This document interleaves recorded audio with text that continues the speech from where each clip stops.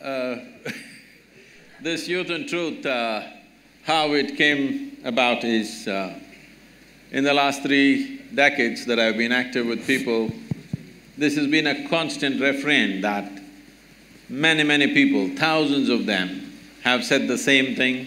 It's a bit… can you move this little away from me, please? They've been asking the same question. They keep telling me, Sadhguru, 25 years ago, where were you? When I was 20, why didn't you come? You come when I'm 60. If you had come when I was 20, I would have changed my life, but now you come too late. So I decided we'll step out and meet all those people who are below 25 years of age, and that's why we're here. Because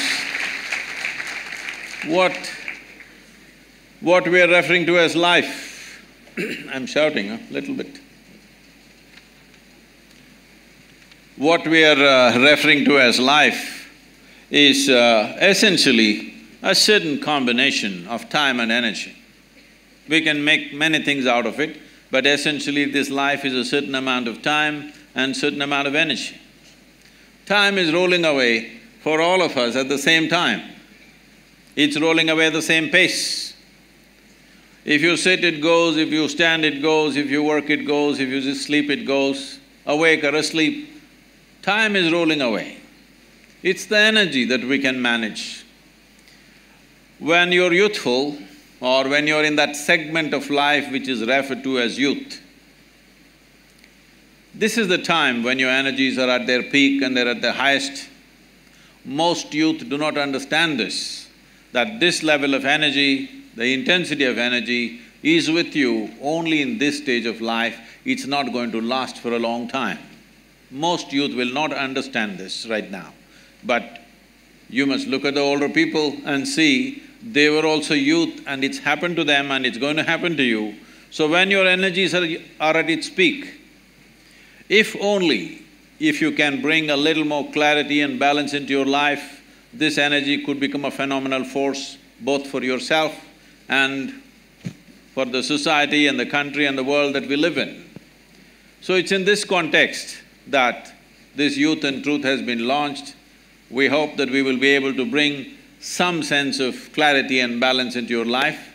After this is over, this is going on for about 3 to 4 months. After this is over, we will also offer tools for transformation which will be available for all of you free of cost. It doesn't cost anything. Certain people are sponsoring these things, so it is going to go out on the platforms that we have, the online platforms. Simple things that you can do with your body and your mind so that your body and your mind never works against you. When I say your body and your mind never works against you, people are calling it by many names. People call it stress, anxiety, misery, madness, whatever you want to call it. All these things are essentially this, that your intelligence has somehow turned against you, that's all there is. Yes? If your intelligence turns against you, there is no force in the universe which can save you. So it's very important at this stage in your life, you make your body and your mind in such a way, your intelligence and your energy never works against you. There are enough people in the world to work against you. Leave it to them. You don't have to work against yourself.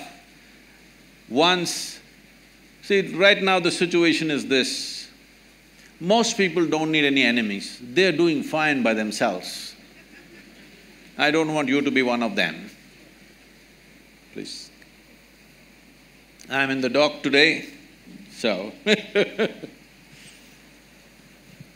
Sadhguru, it's nice to have you here. I hope we have an interesting and insightful discussion with you. And thanks for the audience for coming in such large numbers. So as moderators, we have prepared about 12 questions, of which one is a social media question. A significant portion of these questions are contemporary issues debated across the nation and especially at Nalsar, so we've made sure that we ask them. The breakup would be about 1 hour would be the moderator discussion, and 40 minutes of… for 40 minutes we'll leave it to the audience to ask questions. I mean, one thing to point out here is that when all three of the moderators personally met Sadhguru about half an hour ago, he told us to be completely fearless in the kind of questions we can ask him with absolutely no restriction. So thanks for that, sir, and we'll make sure we do that. Because a question can never be wrong. Only an answer can be wrong. So only I have a problem, you don't have, so… So some of these questions are contextual, so we'll make sure that we explain the context so even the audience understands where this discussion is going, and then we'll proceed with the question. Fine, so I think we'll start with the first question. So Sadhguru, shall we begin? Yes, sir. So I thought a good way to begin the conversation would be to pick up a question on first impressions. How did you foresee I will come in red today? Just a coincidence, I didn't foresee it. So I thought a good way to begin the conversation would be to pick up a question on first impressions. So I mean, both you and I would have heard the popular phrases, little knowledge is dangerous knowledge, and don't judge the book by its cover. So how do you weigh these expressions when we think of the concept of first impressions?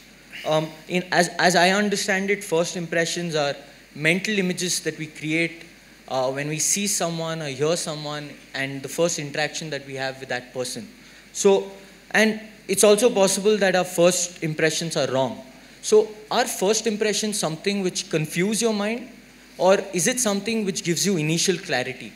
So, and why is it that, I mean, how do we control our mind from racing to these conclusions? That's a long question. Okay. You have heard of the term love at first sight? So these things this is a English expression. These things used to happen when the genders had not met, they were secluded largely. So the first time a young girl with her parents in a carriage, she was going and you looked at her, she looked at you like this. It's been a long time since you saw a girl's face, instantly, okay? But that doesn't happen anymore because they're always around you, you take your time, which is a good thing.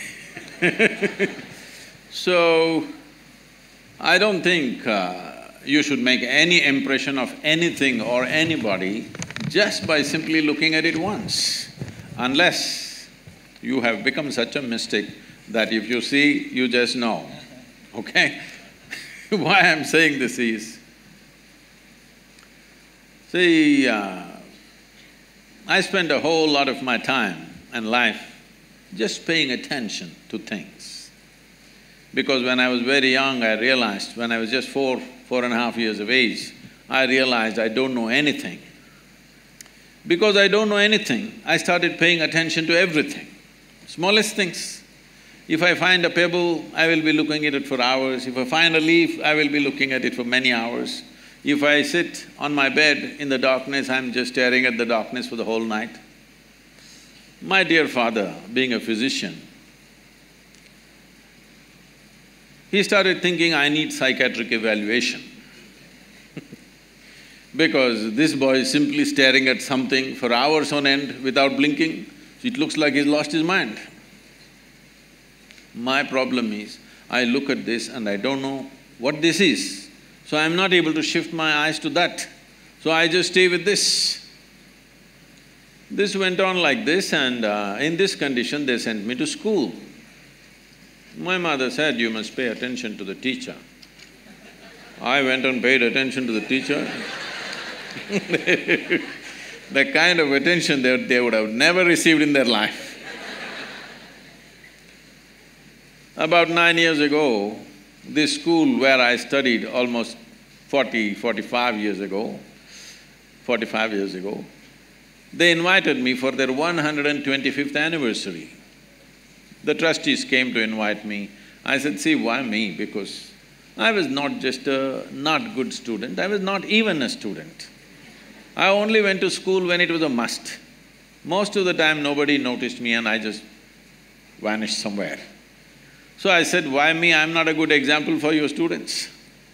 They said, our school has produced union ministers, our school has produced cricketing stars, film stars, you are the only mystic, you must come. I said, okay, and I went there. I stood up to speak in the quadrangle, I just looked around the same oppressive buildings. You have a fantastic, a campus. It's a fortune, because it's not just about education, it's about living in a certain atmosphere is a very important thing for learning. So, these are city schools which are like that. Then I looked at this classroom and I suddenly remembered, I was just 12 years of age. One afternoon, the teacher is trying to get some response from me. Those days I'm made like this, for many days I won't utter a single word. When you don't know anything, what to say? I'm still trying to drink up the world, nothing to say. So this man is asking question, I'm just looking at him. After some time, I don't even hear what he's saying. If I look at him, I know his past, present and future. I can tell him everything about his life, but I don't know what the hell he's talking. Because I never listen to anybody, I just look at them. So, if you're able to look at people like that, then it's okay. Otherwise, definitely looking at the appearance of a person if you're making judgment, or appearance of a situation if you're making a judgment, especially you're going to be lawyers. By looking at what people are saying, if you make a judgment, they will be telling all kinds of stories to you. So you never make any impression. You need to delve into certain things. So whether it's individual people or situations, aspects of life or decisions we need to make, it's best that we get the maximum input out of whatever we are looking at, because otherwise we will go on regretting what we have done. People who spend time in regret, they won't do much in life because it consumes so much energy. A related question, there's sometimes we have these certain instincts in us that direct us to do certain things, popularly known as gut feelings. So, do you think the youth must act on these gut feelings or should we reject it? What is your take on gut feelings and instincts? There is something called as gut feeling and there is also something called as being shit scared, you know. So when people don't know which way to go, some things move in their gut. Don't understand always that as some kind of an intuition or some kind of an insight into life. Most people feel their guts only when you say he has guts, means what? His guts didn't move. So, fear is considered gut feeling by a whole lot of people, don't go by that. But there is a certain… in the yogic culture, today modern science is also recognizing this, in the yogic culture, we identify a certain dimension of intelligence in the stomach. A certain dimension of intelligence means, if we have to… this is what I'm going to say is very simplistic. If you find loopholes, you ask question, otherwise I will pass, okay? If you ask questions, I will cover those loopholes, but because I'm saying it in such a brief manner, there will be loopholes. See, you eat a piece of bread, within a few hours, it gets transformed into a human being, isn't it so? Is it a tremendous amount of intelligence? Hello? If I can take a piece of bread in my hand and make this into a human being, who do you think I am? Hello? Creator himself, isn't it? Must be God. If I can take a piece of bread and make it into a human being, this is it. This you're doing in your stomach. Obviously, there is a certain dimension of intelligence. It is not in the form of thought, but it's a different it's not intellect, but it's an intelligence. Is there a way to access that intelligence? Yes. Even if a drop of that intelligence enters your life, you will do things magically, not miserably. If you do things only with your logic, everything becomes quite miserable because you will have to go through logical steps for everything. You will not know anything just by looking at it. So, it is important to develop that dimension of intelligence, but as I said, whenever there is confusion and fear, people will feel a pit in the stomach. That should not be understood as the gut, intelligence of the gut. So Sadhguru, the next two, three questions revolve around this. Yeah, as a lawyer, you shouldn't warn me, what is the next question? So, you must shoot. So the broad theme of the next two, three questions revolves around the concept of nationalism, of allegiance to the country. So my question basically concerns your response to Gautam Gambhir's question, wherein Gautam Gambhir was of the opinion that people should be compelled to stand up for the national anthem, and he was surprised as to how this was even a topic of debate. As I understand, you agreed with him, with the only qualifier being that if somebody is disabled, he should not be forced. And I'm not looking at it, please complete the question. I'm not looking at it so simplistic, but… So, Sadhguru, my question is that should we not allow people to find out what their own interpretations of loyalty and allegiance are? I mean, we walk unaffected when women are raped. We walk unaffected when women are raped.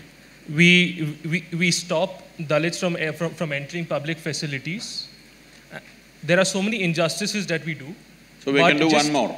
No, I mean, just because we go to the cinema and before gangs of Wasipur, we stand up for the national anthem, how does that become the criteria for having allegiance to the nation, of being a patriot to the nation?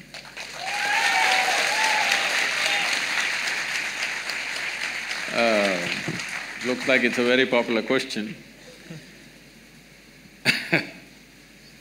See, let's look at it this way. A nation, when we say a nation, all nations on the planet are not in the same state of development, evolution, and social and other realities are not in the same state. Looking at India as a nation, we are trying to make this a nation. Still there is no real nation, because still a whole lot of people are identified with their caste, creed, many things, with their community, many things. Because we are yet to make a nation out of it. We should have done it early on after 1947, but we did not do that work properly. As you said, discrimination is there based on your caste. That means we've not made a nation yet. You are separate nation, I am separate nation, isn't it? Just because of your birth. So if you want to make this a nation, there are certain tools, certain symbols, certain acts, and anthem is one of them, that we are trying to make a nation out of this. And we are a nation where 500 million people have not eaten properly. Largest number of malnourished people on the planet, unfortunately in our country.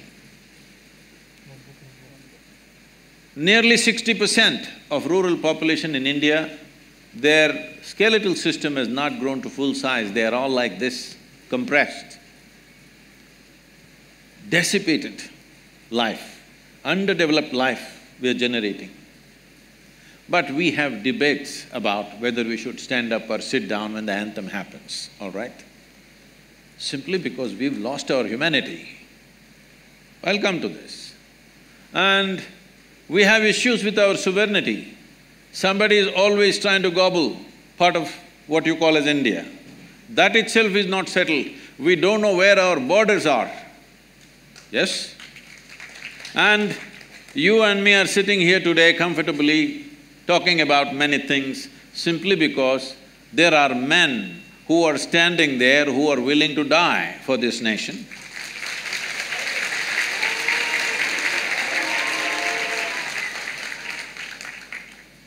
If you don't like it, it's fine.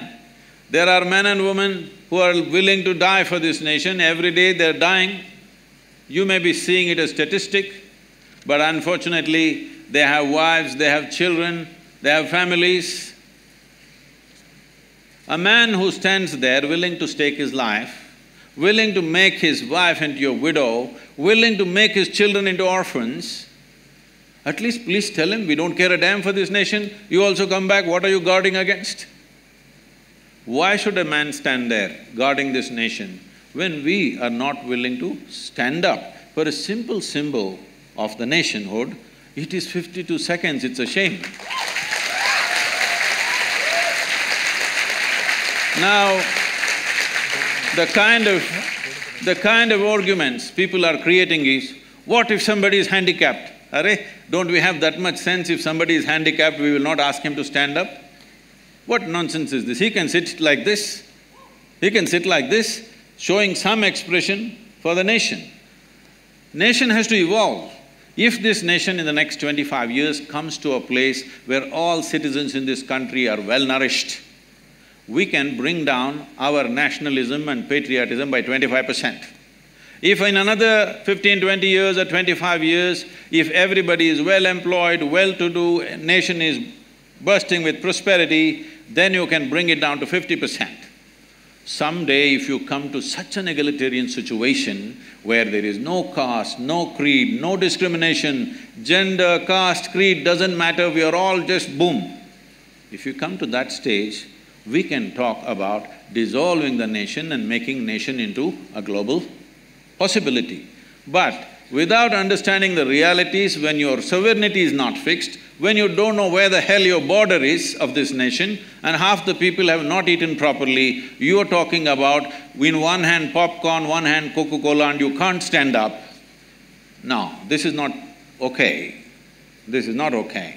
This is not a question of nationalism, this is a question of your humanity. So…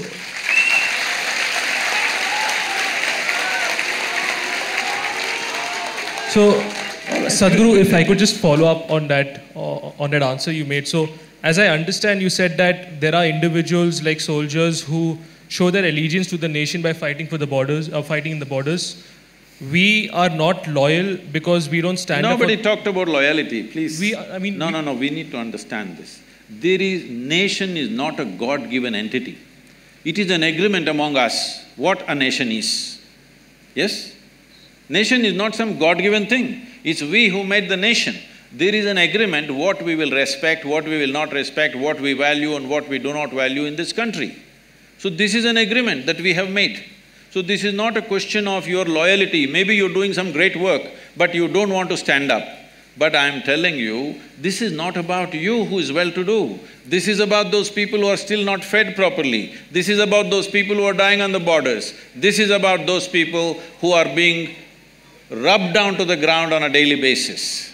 So, Sadhguru, I completely understand. How will sitting help? Please tell me first. No, how does sitting help? If one person stands up and speaks, it'll be nice. If you can stand up for this at least. So could I complete the logical flow on the question I ask him and then we'll put it to somebody there? Is that fine? Or like, do you want to ask right now itself? Please take the microphone and speak, it's fine. Fine, so I mean, the reasoning which I understood is that there are individuals who are sacrificing for the nation. No, there is a condition. There are individuals who subscribe to the idea of a nation and the implication is that individuals who do not stand up for the national anthem do not subscribe to the idea of the nation. Not true. I am not saying that. This is a very simplistic logic. I am not saying that. I am saying nation is at a certain status of evolution. Do you understand? In this nation, we need an emotion to move this nation to a better status. For this emotion, everybody needs to participate. It's like saying, tomorrow you want to build a family. You go and tell your wife, see, I'm very agnostic, I will give you what you want, but I will not invest my emotion into this family. You think you will have a family? You think you will have one? So, standing up for the national anthem and a few other symbols of that is just that you are creating an emotion, because nation is only in the minds and hearts of people. It doesn't exist anywhere else. There is no nation in the world. Nation exists only in our minds and our hearts. If it doesn't exist in your heart, how will it exist? It will not, it will cease to exist. So the last time the last time in history we had forced acts of symbolism that resulted in Nazi Germany. I got you. All right, that whole thing. All right. See, this is why the problem is you have read European history, you have no idea of Indian history. Let's come to this.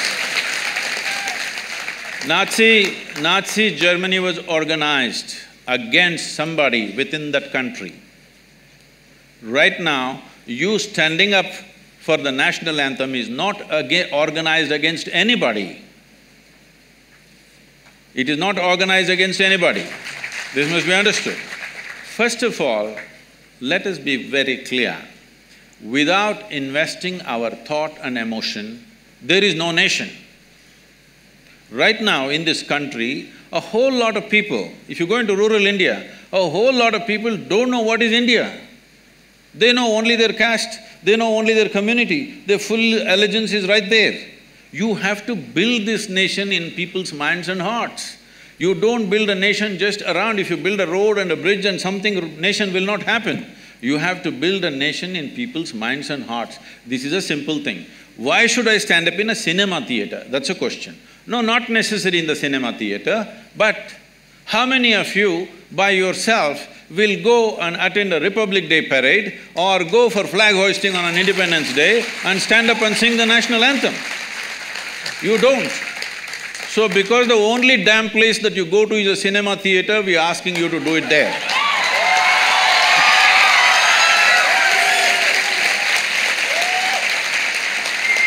Fine. So we'll proceed from that discussion as to, as to my ideas of nation and whether I should be standing up and whether how that subscribes to… Okay, how else will you express your love for the nation? So if I could just make another point there, is that, 2 points here. First, take the example of, say, the victims of the 1984 riots, or take the example of the Bhopal gas victims, right? These people have been failed by the nation. These people have been discriminated upon.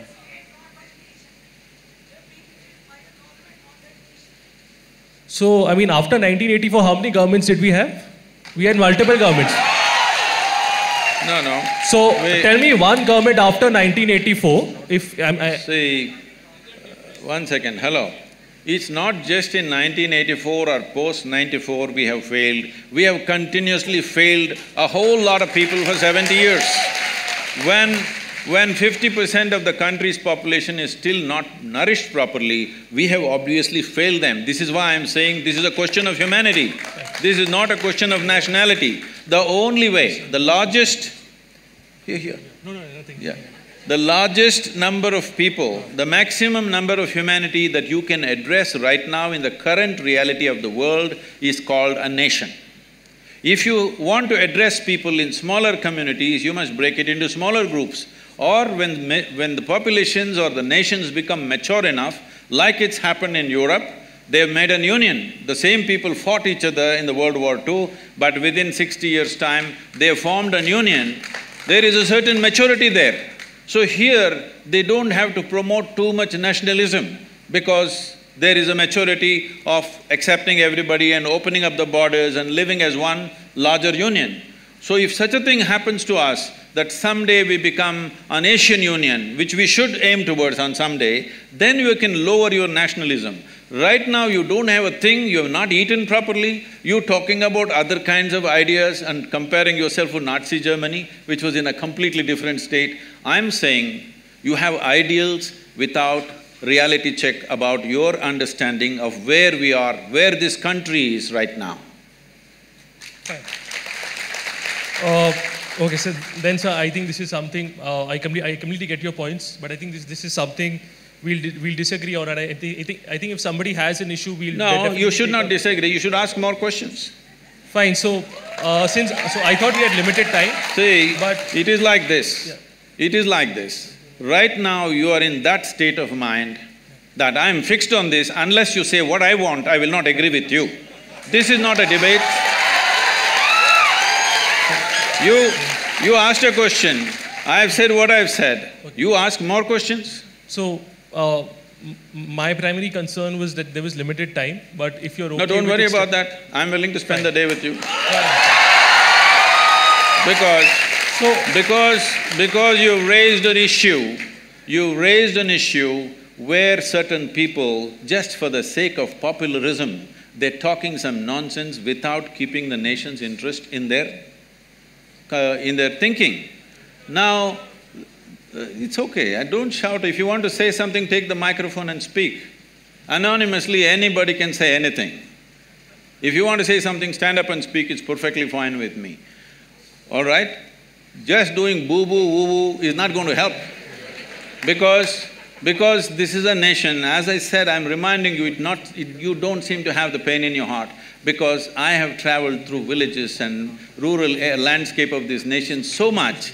I have seen people in such horrible conditions continuously, even today. Just here, in this state, just travel around, see, it's one of the well-to-do states in the country. Go to the remote parts of this state and see how people are. Most of them have not eaten properly in their entire life, okay? When this is the condition, we have debating about nuances, 52 seconds, if I stand, my legs will melt down? No. I'm saying this, can you create a nation without investing your emotion into the nation-making? Can you? So, could investing emotion also be by expressing healthy skepticism? Is healthy skepticism also not a factor that is taken into account while building the nation? You can stand up and be a skeptic. Be a stand-up skeptic. Why are you sit-down skeptic? Even comedians are standing up these days. But it's how I express myself to be Okay, how will you express, sir? I mean… See, how will you… Okay, do one thing, let us not sing the national anthem, let's not stand for it. Find some way where all Indians can express 1 way, 1 minute of respect for this nation. Please find some way and tell me. So, sir, I completely agree with you, and that's where I come from. Like, I could be contributing to the nation not in terms of 1 minute, but in terms of hours. I could be protecting tribal rights. I could be going to courts and fighting for Dalits. I could be doing investigative journalism. Yes, sir. So, no, you did not listen to me. Please listen to me. What I am saying is, find one simple process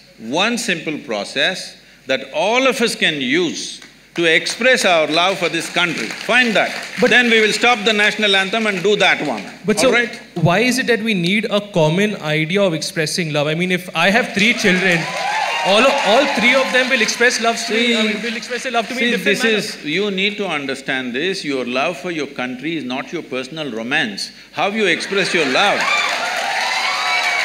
How you express your love to your friend or your partner is your business, we will not ask you. But when it comes to the nation, we are trying to put complex culture into one identity of some sort. Why don't you take a microphone and speak? Don't sit down and speak, stand up, You got legs, right? So, could somebody give the mic to Rohan Pratap Singh? You know their questions, please tell me. Fine, so…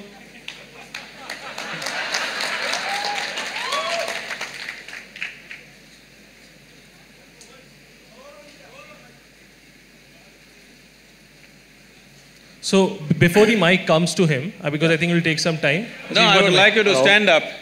Yeah. So our question was simple. If we are Can I sing the national anthem now that you are standing? Sorry? Can I sing the national anthem that you are standing right now? I think I can express my nationalism the way I choose to express it, because you're a country which is extremely diverse. I do not question that. Yeah. I am not even questioning that. But I am saying, this is a country of 1.3 billion people. Each one of us, our own language, our own culture, our own castes and creeds and eating, dressing, everything is different. When it's like this, we need some common point which we all plug into and say, this is our thing. So this is the flag. I know flag is just a bloody cloth, we know that. But it's we, by investing our emotion, who make it sacred, isn't it? So to add on to Rohan's question, I mean, if the requirement… Sorry. The question is, do we not have faith in… If you can hold the microphone. Yeah, sure.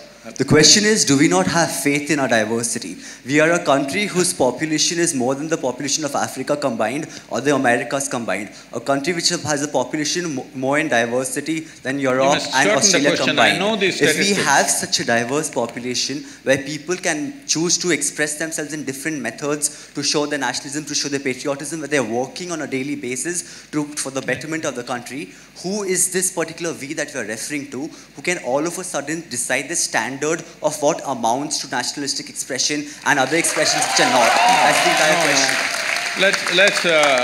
There are… I know this is a certain kind of motivation which is there, it's fine. But this suddenly is a completely wrong word. In 1947, when the flag went up, the entire nation stood up. Entire nation stood up. Because at that time, we knew what it meant to be oppressed by somebody else. Now we've forgotten. That's all that's happened to us. So now, you do not understand, this country has 1,000 years of history of invasions and invasions. And in every possible way, we've been rubbished. Do you understand? And we have forgotten this, that just 60, 70 years ago, we had famines where people did not die in hundreds of thousands, they died in millions. We've forgotten that. We think… we are talking a language of America. You must understand, United States of America, in every sports event, major Super Bowl is happening. If the national anthem goes, everybody stands up, not just stand up, with their hand on their heart. So that nation is doing what it is doing. It is also a complete conundrum of cultures from variety. People have all come from outside in this generation. They're not even born there, but they all stand up with such pride. Because of that pride, that nation is the most powerful nation in the world. If you don't have pride, what do? So I apologize to the people in the audience. We will have 40 minutes. I'm sorry, Javi, we'll have 40 minutes in the audience discussion because, the co-moderators also have important questions to ask. I can't take up their time. You can come back to… I can't hear you. We can come back to national anthem in the audience questions if that's fine to you. Constitution asks you to stand it, period. Constitution under Article 19(1)A gives me the freedom of expression and there are explicit Supreme Court decisions which say that I have the right to silence, to peaceful silence. So if I'm just sitting up and I have the right to be silent, that is constitutionally protected. So Constitution does not say this. The only law we have is the… Please sit down. Hello. The only law we have is… there's a separate law for that. Whoever, please, whatever kind of question you want to ask, take the microphone and ask the question. Don't just stand up and do whatever, okay, please? So, sir, if it's fine to you and if it's fine to everybody, can we please do it as a moderated discussion? If you're fine with that, because we have a lot of important questions, nuanced questions to ask. Yes. So, I'm sorry, I'll take the autocratic decision to move on, and if you guys can please ask that in the audience questions. There's 40 minutes reserved for that. That's a very good thing. That's a very good thing. They're listening to your autocratic decision. They're not saying we'll express in our own way.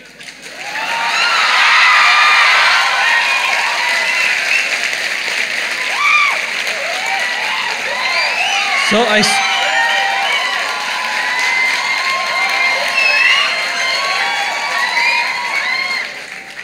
Sir, because we already have two opinions being discussed here of yours and mine. All I'm saying is, if everybody does things in their own way, there's going to be chaos. That's all it is.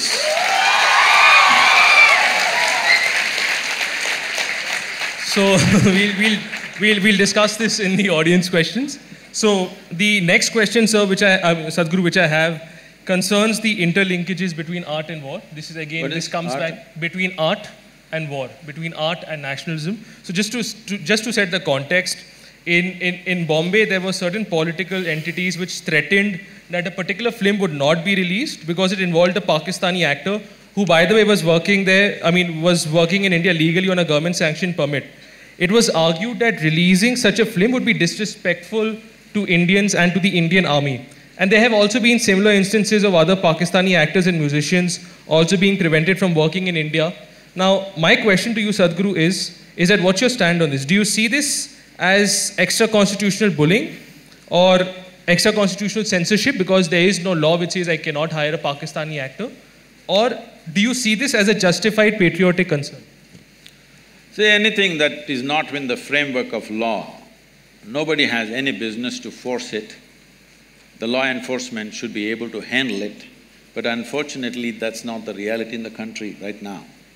Whether it is about a Pakistani artist or an Indian artist, it is not only about Pakistani. You saw this Padmavat, one big issue happening, somebody won't let you release. In Tamil Nadu it's happened many times because somebody doesn't like it. I'm saying if you don't like a bloody movie, don't watch it. That's about it. So, About India-Pakistan, there is unfortunately, there is a lot of continuous conflict happening. If it is not necessary for us, we must make a law like that. Till these things are settled, as they are saying right now, till it's settled, we won't talk. Similarly, till it's settled, we won't act, we won't sing, we won't do. But outside the framework of law, nobody has any business to enforce anything. Unfortunately, the way to become a leader in this country has been till now, you don't have to create anything, you don't have to build anything. You gather 100 people and block the highway for 3 days, make everybody's life miserable, you may get elected. So those of you who are shouting, you must understand this is not the way, because this is the person that he's talking about right now. People who will break the framework and do their own thing, just to have their way because they believe something. You can believe whatever you want. You can believe whatever you want, I can believe whatever I want. But we have come to an agreement that we will work within the framework of the Constitution, and that is our book right now. Other books that you read, a religious kind, nationalistic kind, whatever other kind you read, it's your personal choice, you can read whatever you want. But the nation will run by this book. If you find a flaw in this book, we have the freedom to amend the book. That's how we must go. First and foremost thing about building a prosperous nation is, we must be a law-abiding nation. If that doesn't happen, never well-being will happen to the people. Those who have the muscle will rule the nation. So, as I understood from your answer that in case there does not exist… Why do you interpret my answer? I think they understand. No, so Sadhguru,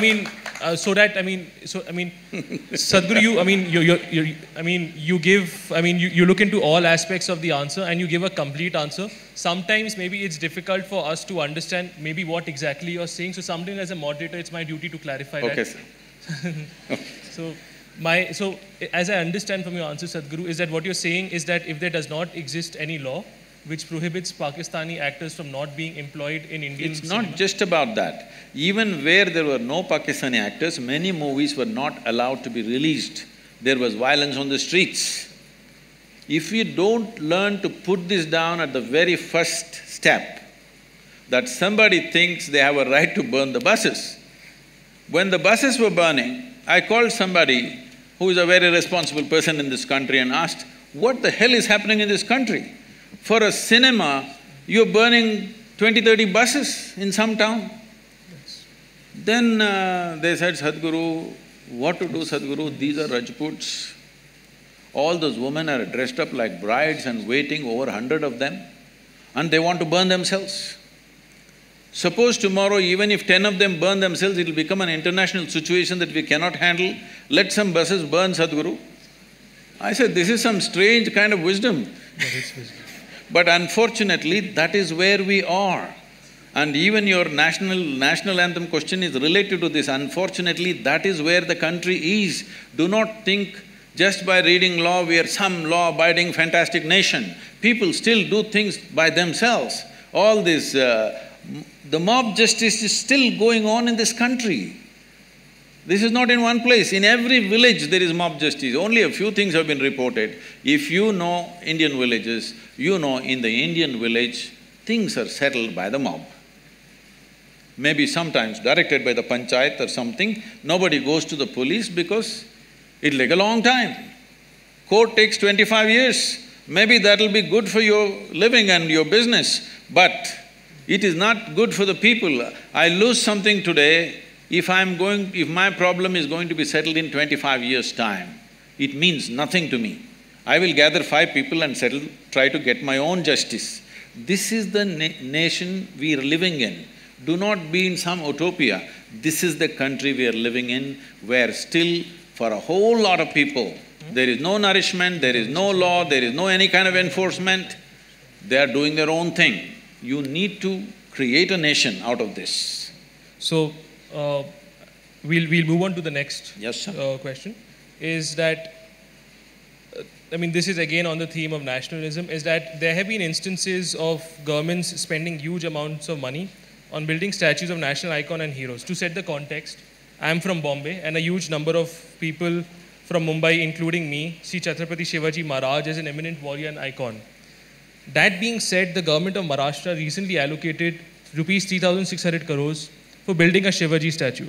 Sadhguru, my question is that respecting national heroes and taking pride in history is important, but should it come at the cost of spending rupees 3,600 crores, especially when you have important socio-economic issues still pending? I mean, in Bombay, there have been bridges which have, which have fallen down.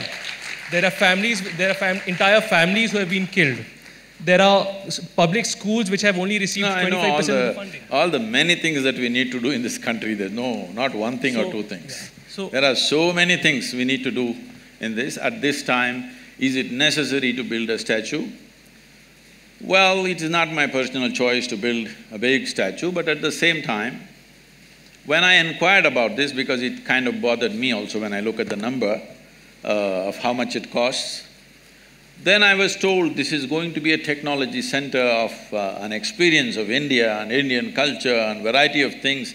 They want to make it a tourist attraction of the tourist attraction in the country, Mumbai being the commercial capital. So they have some vision. I don't know how it'll pan out, because it's the government executing the vision, but they have a vision, and hopefully it'll turn out in such a way that it'll be a big tourism draw for Mumbai. Right now they feel Mumbai has commercial travelers but no tourists coming to India. Tourists coming to India avoid Mumbai for variety of reasons. They want to change that with this one project. Hopefully they do that. And Chhatrapati Shivaji is an inspiration for all the Marathis for everything. So they want to build his statue. I don't know how tall it is. How tall it is? So I don't think the main budget is for the statue, it is for the complex that they're building. They're saying it's going to be a tourist draw. If it is so… Fine. So, I understand that we don't have clarity as to the facts as to, whether they will be able to recoup the investment or not. But there were some people who just to let you know, and then you could also give your view on this. There were some people who did statistical studies on this. They said that Taj Mahal, which is the most popular monument in India, has 25 crores coming from it annually, 25-30. And this is 3,600 crores, which means that even if you don't include the cost of maintenance, this will take 150 years just to recover. That is very simplistic economics. I don't know why… For anything illogical, a few people are always clapping, motivated in a certain way. Please, this is very illogical economics. This is not how that project is being planned, because from what little I know, I'm not an expert on this, let me admit that I don't know much about it, but it's not only about the statue. The statue is probably to pacify a certain groups of people so that they support that and they don't start a protest against this tourism project. The project like this will not be like… See, Taj Mahal is one ticket entry. This is not going to be like that. This is going to be many things about Indian culture, and this is not going to raise… it is not like 25 rupee ticket, you pay and you enter and go. And anyway, these kind of projects, it is going to be economically viable because we've been working on the river projects with Maharashtra's finance minister. They're very, astute about money. So I'm sure they'll work out an economic module, I have no doubt about that. But beyond that, a tourism project, something that you're trying to draw people into the town, means they will stay in the hotels, they will eat, they will do many things, they'll spend money in the town. So there is… economics is in many places. So out of… just to see Taj Mahal, people to come to India, do you think just with a 50 rupee ticket they enter? For foreigners, I think it's 100 rupees or something. They enter and they go away?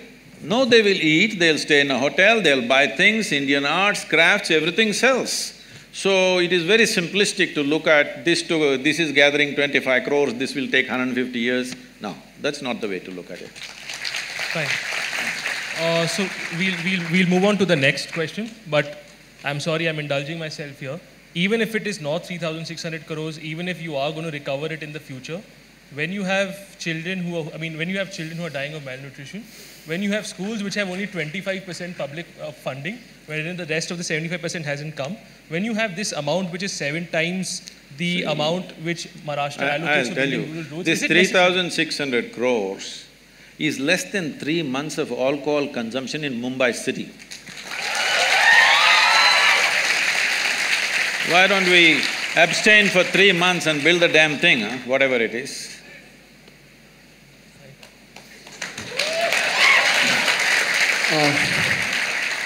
Okay, Sadhguru, we'll now move on to the next question. This is more related to spirituality, so this won't have that much controversy, I guess. This is even more controversial. Okay, I'll try to bring in the controversy here. It is a common notion among people that spirituality is a rich person's area. So even if you look at the people who have gathered around here, we are all pretty much well off. And once we have earned for ourselves, we then find time to do yoga or meditation or look into our inner being. But as we were discussed all throughout the whole discussion till now, there are, yes, you yourself have said that 500 million people are still malnourished, and there are so many people in this country who are daily wage workers who at that point of time, spirituality and learning of their inner being would not be the most important thing for them. Their most important thing would be feeding themselves and their children for the next meal. Really, you think so? You do one thing, you go to any so-called spiritual event in the country, will you see rural masses there or people like you in denims? Who will you see? So, don't make conclusions which are not even true. Are we trying to prove something or are we trying to look at truth? The truth of this nation is, we have kept our populations in extreme, abject poverty. Nourishment is missing, leave anything else. Nourishment is missing. In spite of that, I must tell you this, people ask me these questions wherever I go in the world. Sadhguru, so many spiritual teachers and masters, so many great beings have come in India, but why are we so poor? Why is India so poor? Where is the spirituality? Well, you know this, 250 years ago we were the richest nation on the planet. Everybody wanted to come to India. Why do you think of Vasco da Gama or that Columbus who made that mistake? All these people set off in the oceans that they did not know, and over 100 expeditions in the ocean drowned. Nobody ever wrote about them, all right? Because nobody writes about people who drown in the oceans. So why was everybody in Europe trying to come to India? Because it was the most prosperous nation. Well, in 250 years we got cleaned up. We can't… well, somebody did it to us because we can't just blame them because it is also ourselves who allowed that thing to happen to ourselves. Now we are trying to build back, all right? But even though you kept them in such abject poverty, wherever these people went, they made sure not a bit of the local culture remained. Just look at North America, South America, Australia and large parts of Africa, anywhere. This one culture, after 1,000 years of invasions, we've still kept our culture and our spiritual process. Not for nothing. Where we are, you know where our yoga center is, there is a police station about 12 kilometers away. This police station is supposed to service nearly 250,000 people in different levels of economic situations, all right? Some are rich farmers, some are medium, some are really poor, there are tribal communities, everything. There are only two… now, in the last 30 years I've been there, at a time there was only 7-8 policemen with a ASI. Today, there are about 14 to 15 policemen with a SI. This is an upgrade that happened 3 years ago. Otherwise, even now, with these 14 policemen, 2 or 3 will be on leave because of something or the other, and 3-4 are on night duty. Hardly 7-8 policemen for 250,000 people. And these are poor people living in small huts. People are driving in Mercedes cars up and down, but they never pounced on them, killed them and took what they have. It never happened. This is spirituality, if you've forgotten this. This is spirituality, you understand? Well, you don't stretch this too far. You don't take their spirituality too far. You have to settle what they need in their lives as quickly as possible, otherwise they won't hold for too long. But It is because of that spiritual process, we as a nation have survived in spite of all the abuse that's happened to us. And don't say rural masses don't have spirituality, they are the ones who are really on. Urban masses are losing it, isn't it? No, my question wasn't towards rural masses. Mine Poor. was like, for example, I'll just… Poverty, right? Not poverty as such, but for people who are working every day, like for example, the maid in my house, for example, let's say she works in 5-6 different houses, she probably is able to make 4,000, 5,000 a month. And at that point of time, she would try to… the most important thing going in her mind would be educating her children, probably feeding herself. I am saying that they do deserve to have the self-awareness and the spirituality, but how will we… How will we do it? If you do not know this, 70% of our work is in rural India, where the poorest of the poor are, okay? Poorest of the poor are in rural India, 70% of our work is in rural India, and it's free. It's free of cost. You walk with me in Tamil Nadu, you go into a village, the entire village will gather. Not for money, not for something else, because they know there is some tools of transformation which they can make use of. So in the city, there is money involved simply because you want it in an air-conditioned room. Air conditioning is on right now. Whether I pay or you pay or somebody else pays, somebody is paying for it, isn't it? If you don't understand this, you have no sense of economy. That's the biggest problem in the country. People have no sense of economy, so they're always asking for welfare schemes. Give me this, give me that. But whether I pay or you pay, somebody is paying, isn't it? If what is paid is not accounted for, it's not going to work. This is the reason why we are poor, because we are not conducting our economics properly. Now, spiritual process is about inner strength, especially if you are going through hardships. Inner strength is most important or no? That is the time to remove it. Is it there for the rural masses? Definitely there. Much more. 70% of our time we are investing. But when I come to the city, when I come to Delhi, activists come and invite me. Why are you only meeting the rich and powerful? Why are you not coming to the slum? I said, the whole goddamn country is a slum and I'm traveling all over. When I come to Delhi, I want to meet only the rich and powerful. Let it be very clear to you, I'm not going to come to the slum in Delhi because the entire country is a slum if you have not seen. Thank you, sir.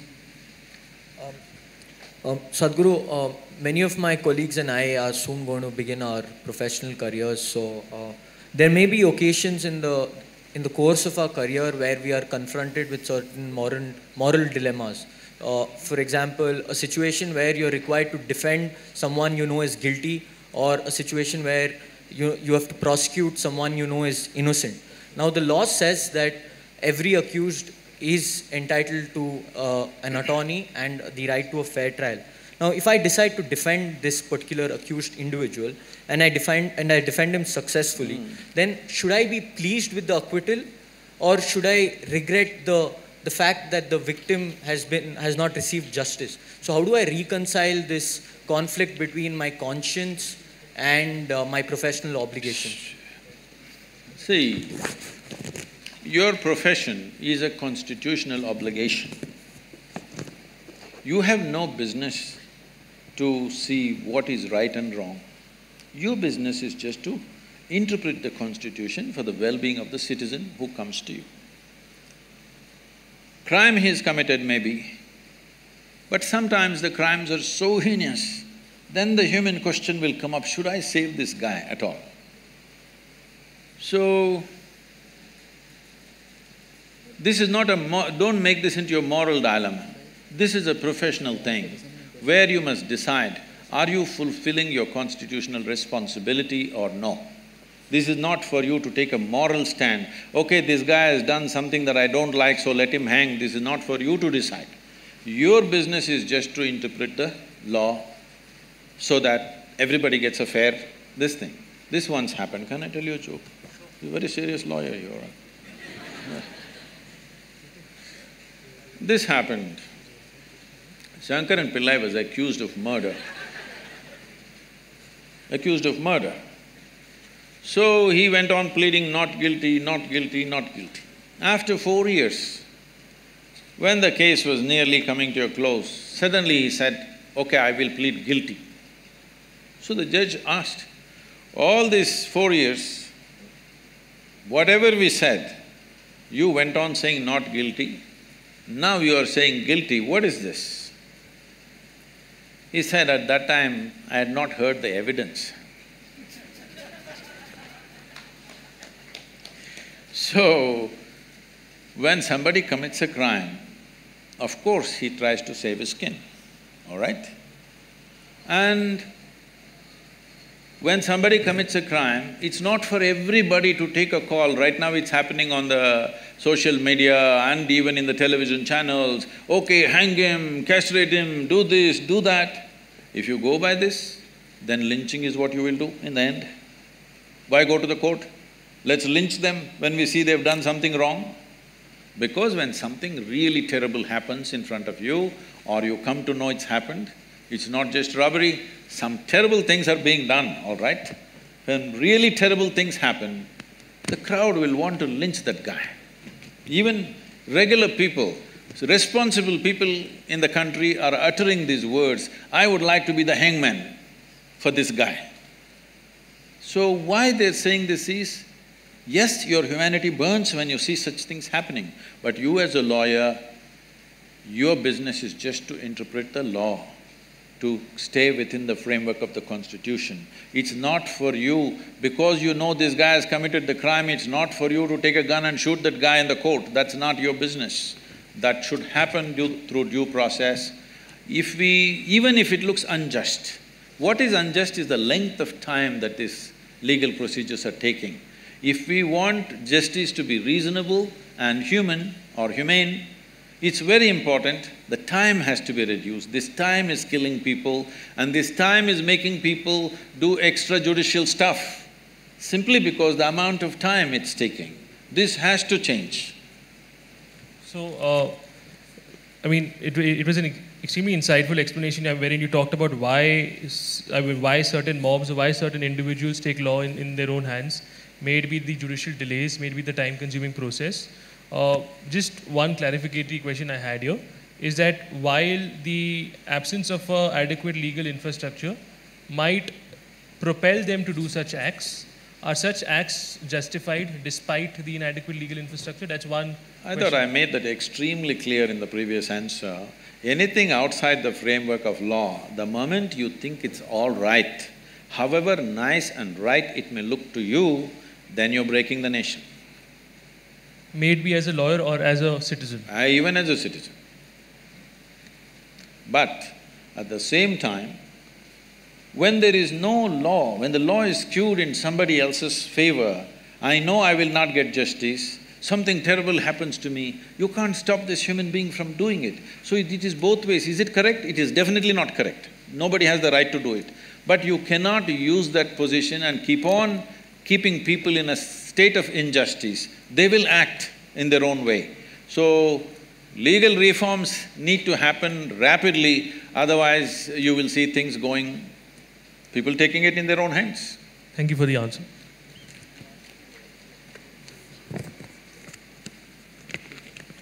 So, sir, you had quoted earlier that in one of your previous videos that the curse of a Shudra has no power. The curse of a Vaishya… What?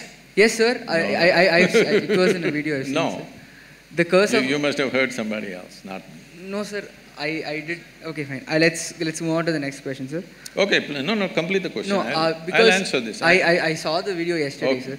So, no, it's a question on the curse of a Shudra or the yogin power of a Shudra has… will not amount to anything.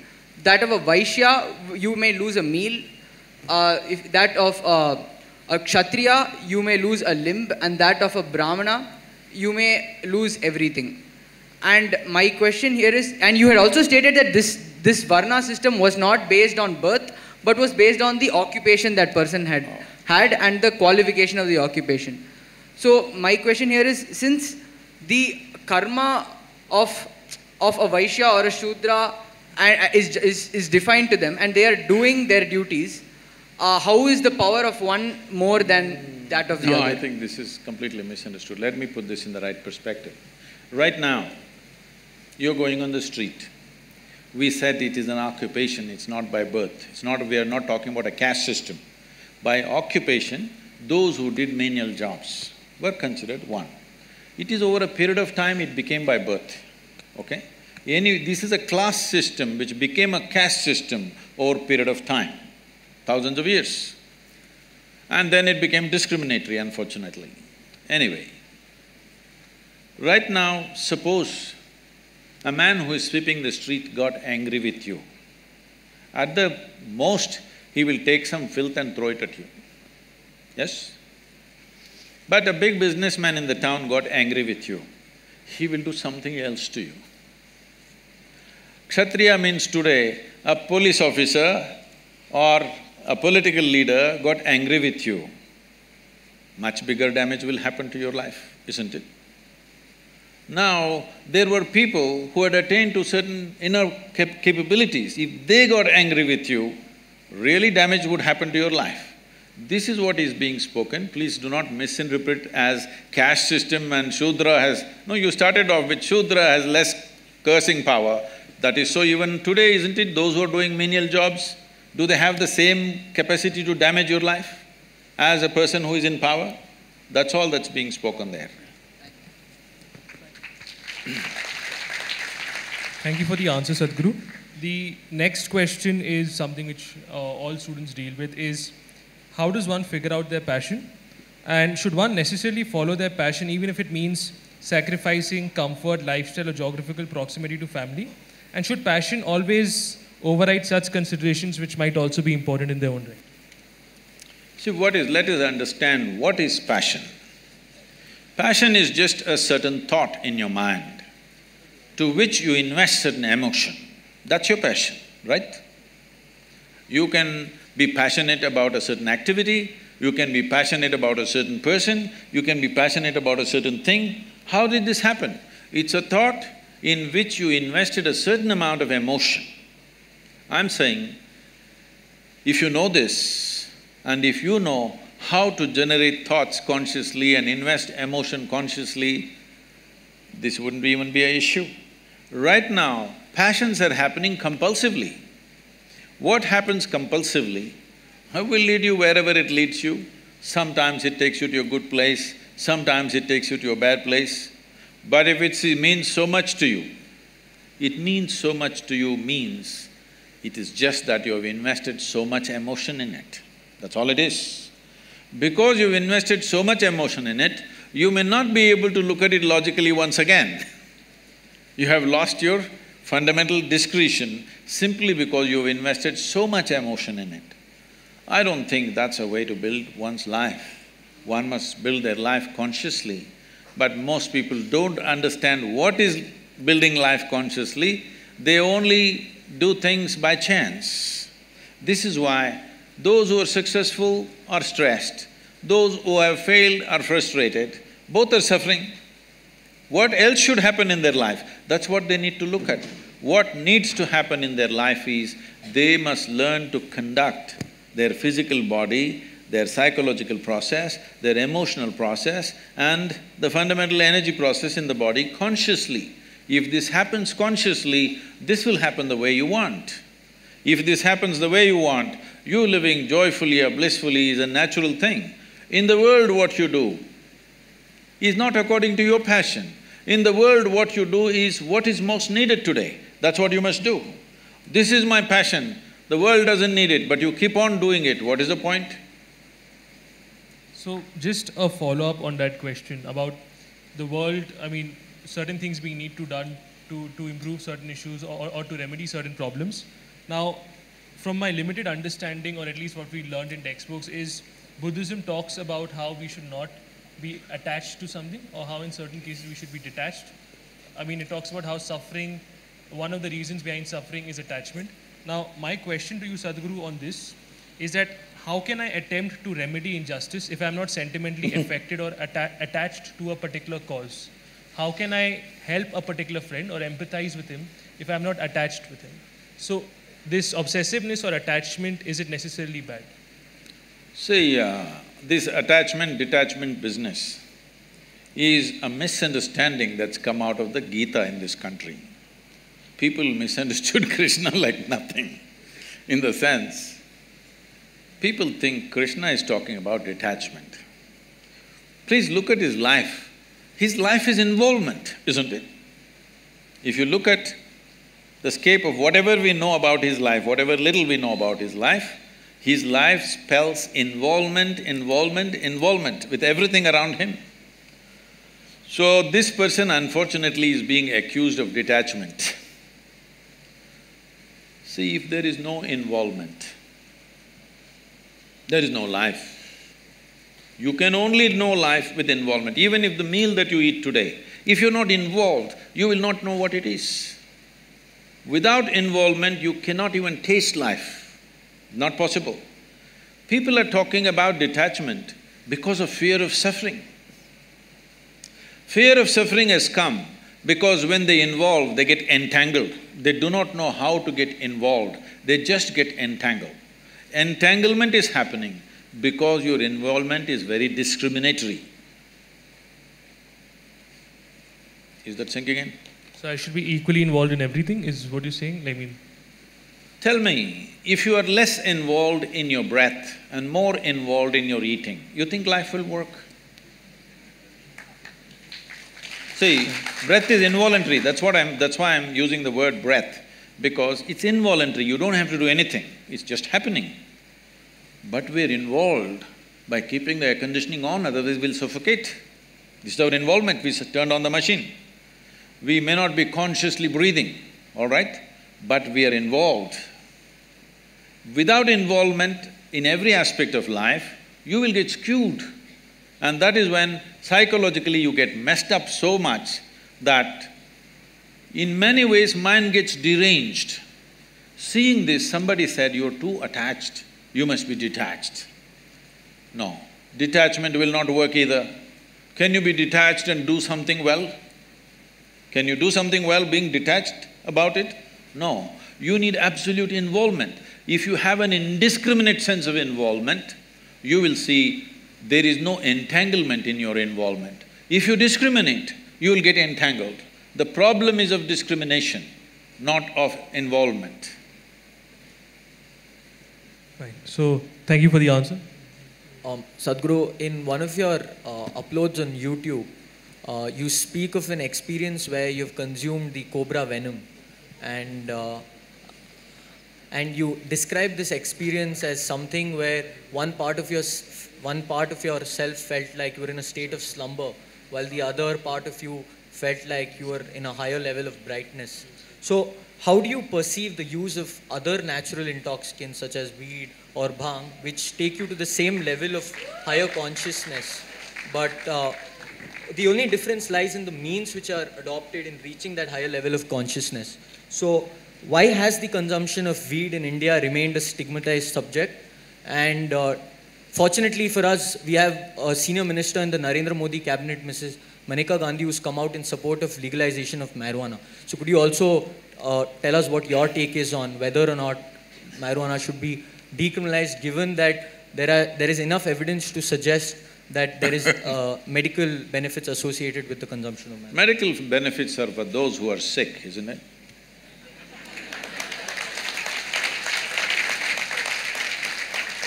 We talk about medical benefits when people get sick, not when they're healthy, all right? So, I'm glad you've been doing some research about finding that cobra venom thing. We are not consuming cobra venom on a daily basis, we are consuming mercury on a daily basis sometimes. But that is not for intoxication, nor do we need cobra venom for intoxication. Just look at my eyes and see, they're always stoned. Really, don't put your head down, just look at me and see. I'm always stoned. I never touched a substance. But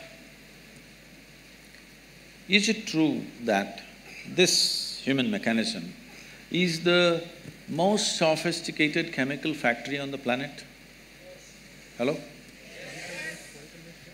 So if you know how to manage this well, you can produce what you want in this. Anyway, there was an Israeli scientist, you might have heard about him because you've done so much research on this aspect.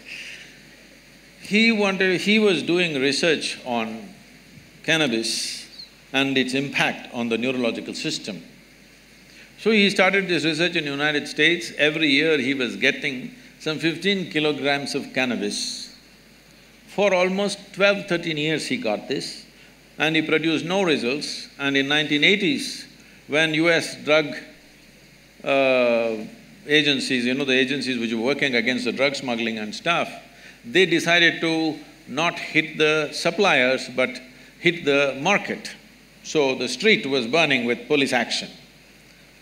At that time, the police and the agencies said, "This guy is getting 13 kilograms per year. We have not seen any paper from him, it must stop." So they stopped. Then he moved to Israel and he showed what he has done, and they supplied marijuana for him as much as he wants. In about 4.5 years, he came up with this. He said, there are millions of cannabis receptors in our brain. But why? So he threw this information to all kinds of scientific disciplines to find out why in human brain there are millions of cannabis receptors. Well, naturally the anthropologist said maybe at some time the whole humanity was smoking but that's not possible because many parts of the world it doesn't exist. But even there, they have. After many things, many funny things happened around the world in this context, then the neurologists came up with this and said, the brain is expecting that you will produce cannabis within the system. It's not expecting you to smoke. It's expecting you produce that so that it becomes a mood equalizer for you all the time. But most human beings have become inefficient chemical factories, or they're just lousy CEOs managing a great factory. So they start smoking from outside It's not a moral issue. It's not a moral issue for me. But the thing is, there is substantial studies which are being put down by those few activists who want to promote it.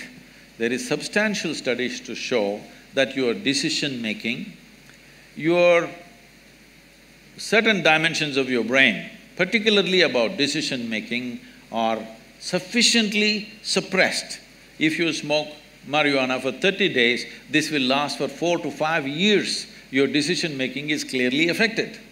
With that kind of mind, with that kind of a brain, if you enter the court and I'm putting my life in your hands, I don't want a cannabis-smoking lawyer for me. I don't want a cannabis-smoking surgeon to work upon me. If he's just smoking on the street corner, not doing anything to anybody, it's his problem. But definitely I don't want my surgeon to be on marijuana and do surgery on me. Yes or no? Do you want? Nor do I want other drivers, because I drive at a certain speed, I don't want other drivers who are smoked out driving with me. I don't want. Nor do I want my driver ever, if at all if I sit in the back seat, to have smoked and then driving. If you want that, you choose, but we don't want that. Most people don't want that because they know what it'll lead to. So what we are looking at recreation, we have made it this way. What this means is essentially, today, 70% of the American population is on prescription medication, rest of the world is trying to catch up. Yes, rest of the world is trying to catch up. People are starting medicines very early on their life. The remaining 30% of course are going on things that you're talking about. Why just stop with cannabis? Why don't we do some cocaine? Because it really fires us up, you know? It's okay, man It's all right with me. I told you it's not a moral issue for me. It's a question of whether it'll enhance your life or suppress your life. Whether it'll allow you to live your life full on, or will it make you a smaller life than the way you are, or what you're capable of. Nothing less than what you can do must happen in this life, isn't it? For whatever reason. Either because of your attitudes, or your stress, or your drug, or for whatever reason, you should not become a human being less than what you could be. You must maximize this life because all you have in this life is how intense and profound is your experience of life, that's all there is. And half the time if you're dazed out, you will miss that possibility. But if you come to me, I can teach you a way. Simply you can sit here and be stoned out. No… Really. Not just me, I do this to any number of people, thousands of people, they just sit there and boom.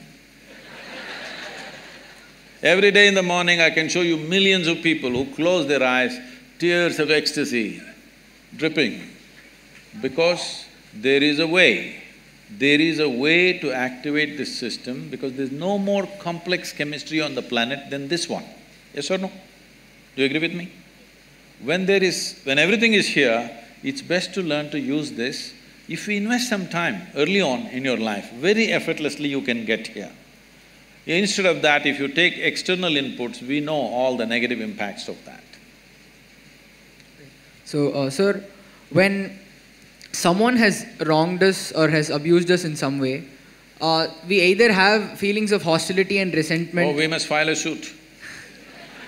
No, in a minor sense, if they abuse us or if they wrong us, we sometimes have feelings of resentment and hostility against them. And sometimes we might tend to forgive them and let it go. So my question here is, where must we draw a line to hold the wrongdoer responsible for what he does, and when should we know to forgive him, and when should we know to let it go? So this is the question. See, this is not about the other person. The choice for you is this. If you are given a choice, right now, for all of you, if you are given a choice that you can either live joyfully, blissfully, or miserably, or in anger, or in stress, or in resentment, what is your natural choice? You must choose, I'm going to bless you right now. What is your natural choice? Joyfully, isn't it? Because every human being is looking for highest level of pleasantness for himself or herself. You can call it joy, you can call it bliss, these are just words. Essentially, we want highest level of pleasantness for ourselves. If your body becomes pleasant, we call this health. If it becomes very pleasant, we call this pleasure. If your mind becomes pleasant, we call this peace. If it becomes very pleasant, we call this joy. If your emotions become pleasant, we call this love. If it becomes very pleasant, we call it compassion. If your very life energies become pleasant, we call this bliss. If it becomes very pleasant, we call it ecstasy. If your surroundings become pleasant, we call this success. Only to make your surroundings pleasant, you need the cooperation of all these people. Because in creating an external situation, there are many forces involved. Not all of them you even know. You understand? You want to create a wonderful situation for yourself, you don't even know how many forces are working in that area. If you harness a few forces, if they cooperate, things will happen. If they don't cooperate, it won't happen. But for the pleasantness of the body, pleasantness of the mind, pleasantness of your emotion and energy, it's 100% you. Yes or no? Is that yes or no? No, because in some cultures this is yes, in some cultures this is, Yes, right? Yes. Surroundings, creating situations in the surroundings, you need cooperation from the people, otherwise it won't happen. So only for success, you need cooperation. To keep yourself pleasant is 100% yours. So right now, you know well that you want to be peaceful, but somebody else is doing something. What are they doing? They know what they know best. They're abusing you. Why are they doing it? Because that's all they know.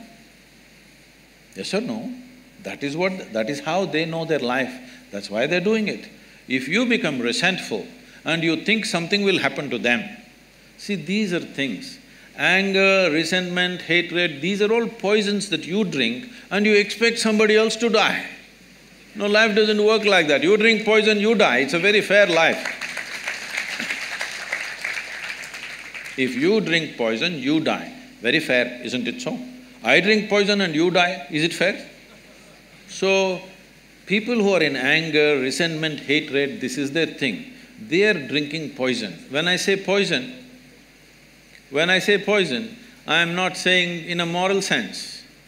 There is substantial medical evidence right now that we can show you with a blood test that 5 minutes before you take your blood test right now, 5 minutes you may remain in extreme anger and take your blood test, you will see you're chemically poisoned actually. So you're literally poisoning yourself, thinking it's going to hurt them. No, it's only going to hurt you. So it doesn't make sense to me, that's all. It's not a morality, whether you should get angry or not get angry. It's up to you if you want to make a mess out of yourself. So this is a question we were sent, and the context of this question, as I understand, is that previously our understanding of gurus or mystics were individuals who meditated and were in penance in forests, who were not attached to, who were not attached or concerned with businesses. So a question we were sent is that now we see a lot of mystic individuals who have huge foundations, who have companies, some of whom who have gone into production of foods and soaps. So the question here is that, is this… Toothpaste. Toothpaste That's the too? most popular. So the question here is that, is this a healthy trend that you have individuals who you otherwise identified as individuals devoid of material pleasures or away from material pleasures or away from businesses are now actually turning to them? Well, you have not yet managed a business. Managing a business is definitely not a pleasure. But I know who is in the focus right now.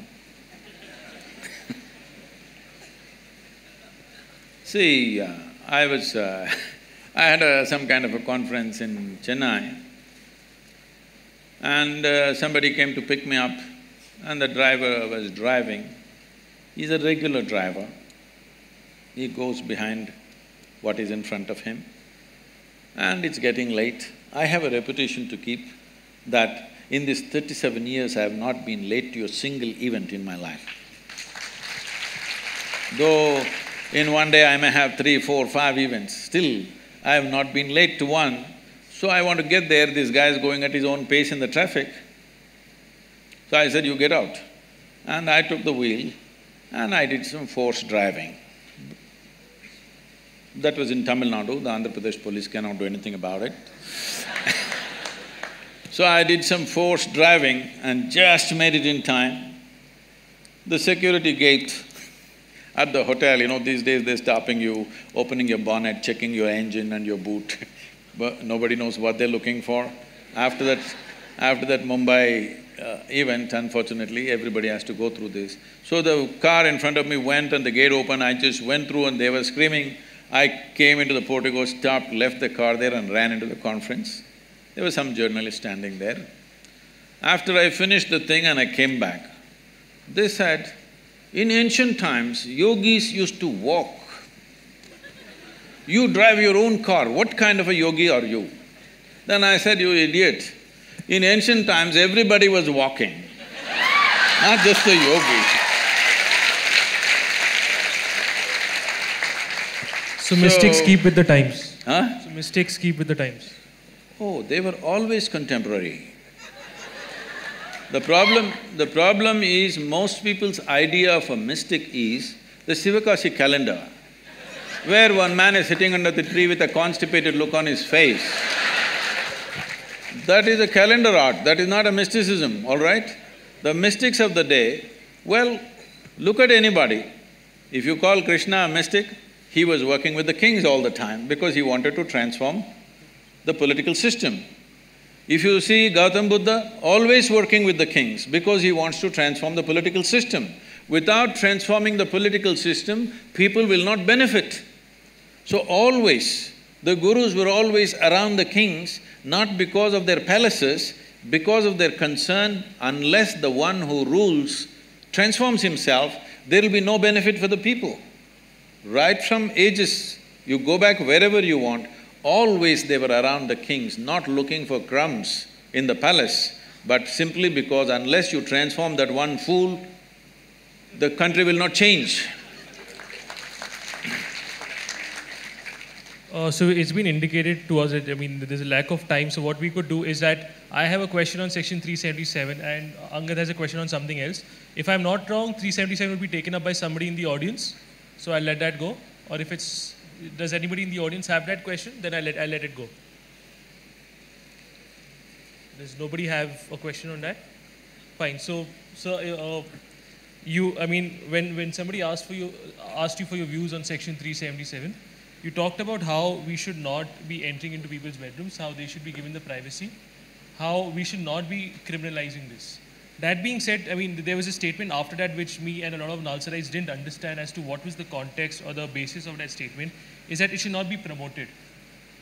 What is this, it should not be promoted? See, right now, there are people, large majority of the people are heterosexual. You don't have to promote it. Anyway, they will do what they have to do. Similarly, if there is homosexuality among a certain segment of people, no need to promote, they will do what they have to do. And what a heterosexual person is doing in the bedroom, does anybody inquire what is he doing? They should not inquire, it's not civilization, I'm saying. Similarly, no matter what the hell you're doing in your privacy, we will not even inquire, I'm saying, because we're not interested. What you're doing with your body is not my interest as long as you're not harming yourself. If you're damaging your system, then maybe we have to intervene. Otherwise, what's my business what you're doing with your body? The question I have on that is that, yes, as far as heterosexuals are concerned, they are a large majority. When it comes to homosexuals, there exist social prejudices which prevent them from coming out and acknowledging what their sexuality is. In that context. That was because there was a certain law. You must understand, this law was made by the British. The British made this law because the English soldiers that they brought from England to manage this large nation, they did not come with their wives and girlfriends, they came all men. So homosexuality was all pervasive among them because they had no options. So because of that, they brought this law which is actually said as buggery law, okay? So that was made in a certain context. So now the Supreme Court, the highest court in the country, has removed it, it's finished. What is the debate continuing about? But I might be wrong as to what the opinion of a large portion of the population is, but I don't think I'll be wrong in saying that there do still exist significant prejudices against homosexuals. And in that context, should we not be allowing… That is what I'm saying. Why should you tell me that you are a heterosexual or homosexual? Why should you tell me, huh? Your partner knows what you are and that's all that matters. Why should I know? But you want to tell me, and I must have the right kind of emotion towards you. Why are you expecting this from people? Sadhguru, the point I'm arriving at is that I might not be able to acknowledge my own I will not be able to acknowledge it to myself, leave alone to anybody else, unless and until this social prejudice and until homosexuality comes out in the open. Just to give an example, once a lot of celebrities came out that yes, we are homosexual, other individuals who were also homosexuals but were scared of identifying themselves as such also accepted their sexuality. So in that context, could promotion probably make sense? We're making a mistake. Sexual preference is not sexuality, they're two different things, all right? Sexual preference is a different thing. You're making it like it's a kind of a new species. It is not, I'm saying. We're all human species, different people have different choices, it's up to them. There is no need for you to go about making some kind of a campaign about it. It's not necessary because you will inevitably get the hit from others who don't see it that way. Where is it needed, I'm asking? It's a personal choice. Yes, I might get the hate, but I also might also might be able to allow other people who are suppressed in their understanding of what their sexuality is come out in the open and acknowledge what their sexuality is. It might help them. See, the thing is, what you're demanding is that everybody should acknowledge whatever you do. People may not acknowledge. What's your business? It's legal. Leave it, no. You're not going to prison for it. That's about it. Just leave it. I don't like it, so what does it matter to you? Somebody doesn't like it, what does it matter to you? It should not matter, that's all I'm saying. It's within the framework of law, just leave it. So, Sadhguru, there's one last question in this segment, or would you like to move to the next segment? We have one social media question. Whatever, sir. You're the boss, sir, whatever you say. So we'll pick up the one last question. The theme is coexistence and fear. So clearly you have this strong affinity for the species of snakes. Now, fun fact, and you've also gone on to say that… I have a strong affinity for all species. But people take pictures only when I pick up a snake. When I pick up a grasshopper, nobody does it.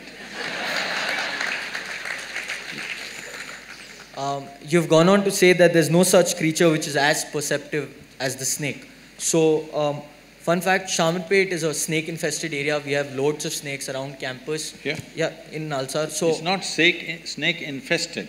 This was their homeland, exactly. And you have invaded. Exactly. That's something everybody agrees on. That's something everybody acknowledges. We have come to their homeland. So this is where my question is going. Is there any specific reason why we are so fearful of these species when they themselves are equally fearful of us? So how do we train our mind to overcome this paranoia? And the larger question is, how do we ensure a mutually sustainable habitat where we do not disturb the balance between the human-animal interaction? See, there are many questions. I don't know what's the level of interest in snakes, accordingly I will go. Hello? I have been involved with snakes from a very early age. When I say early, I caught my first snake probably when I was 5.5 years of age. What is significant about this is, snake is one creature. If you do not know this, it's stone deaf, you know this? All snakes are stone deaf, they don't have hearing mechanism at all.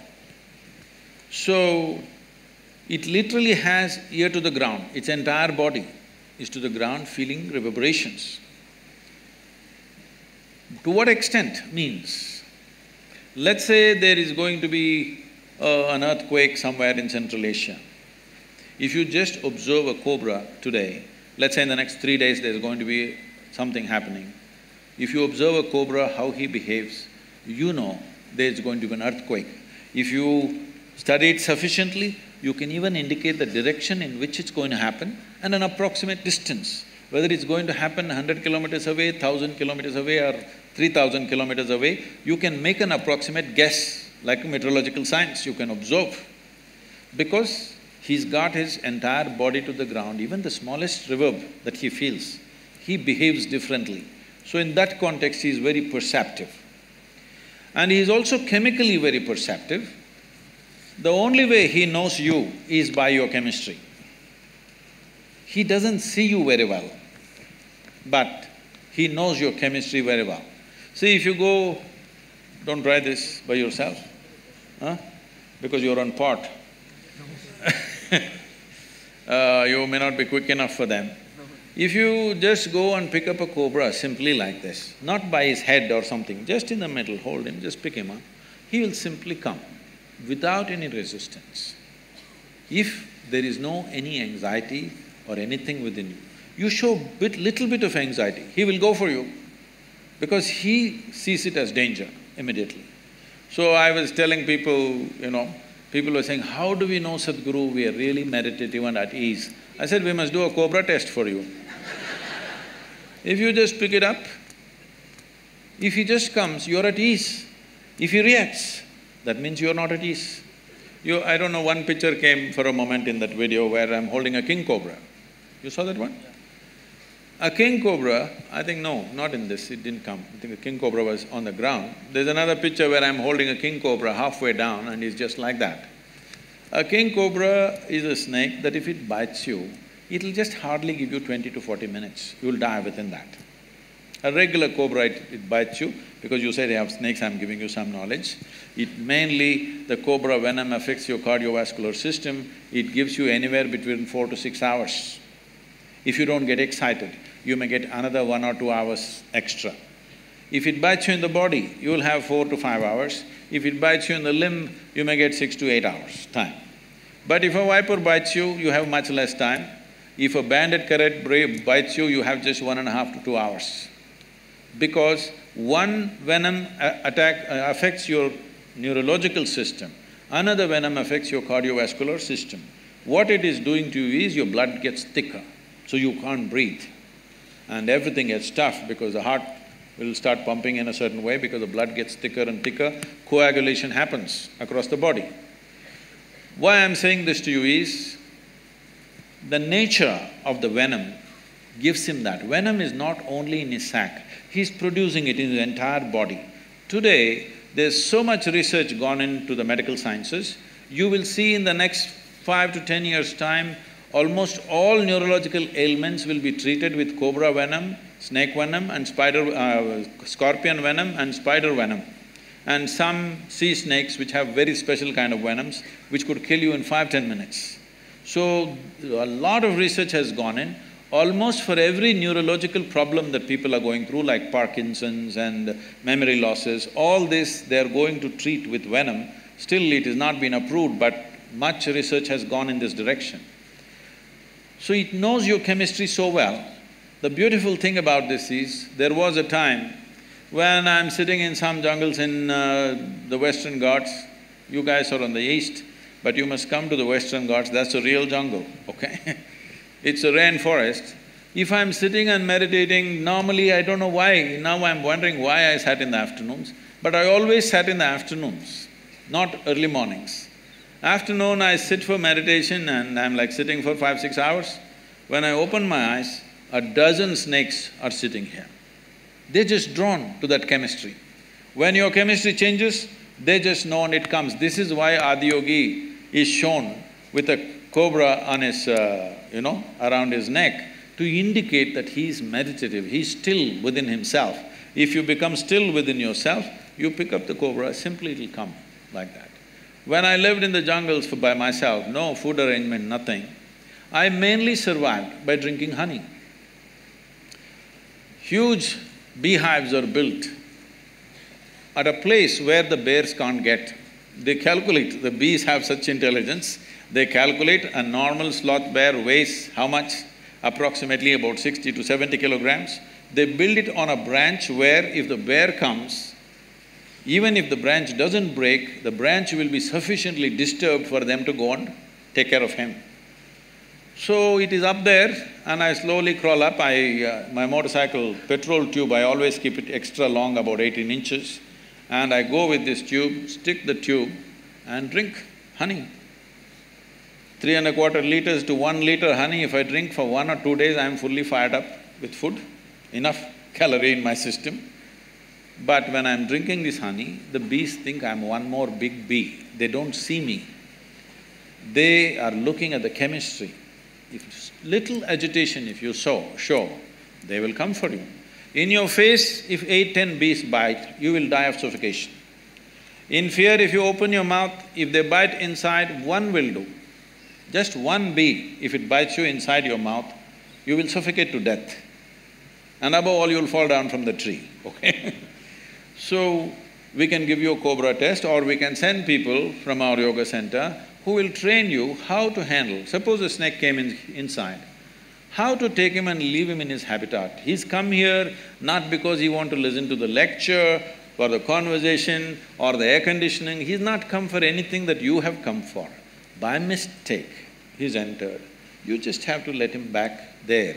For this, little bit beyond fear you must be to take it, but without training, if you take it, you could endanger your own life. So, if you want, we can train 15–20 people on the campus who can handle this safely. So,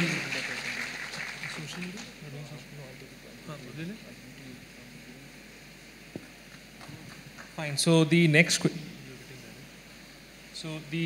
question is, so we'll be doing the social media question. There's one social media question.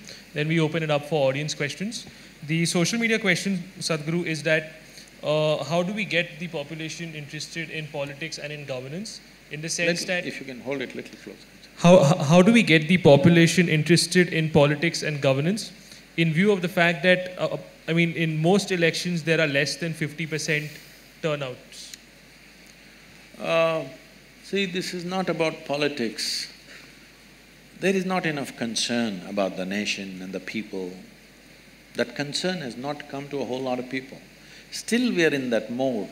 Our attachments to our family, our identities with our family and community is so strong. If me and my family are doing well, I don't care a damn what's happening to the country. Election day holiday means me and my family go on a picnic, not for the voting. Who'll go and stand in the queue? We will go on a picnic or we'll go to the cinema, we'll do something else.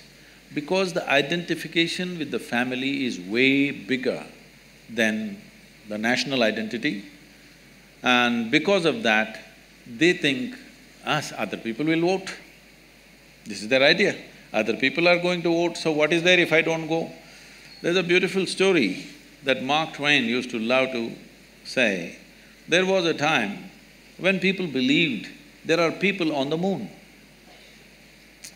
Before Apollo, I'm saying in America, people believed there are people living on the moon. So they got a bright idea. They thought, on one particular given moment, all of us go stand on our rooftops and shout one word together in one voice.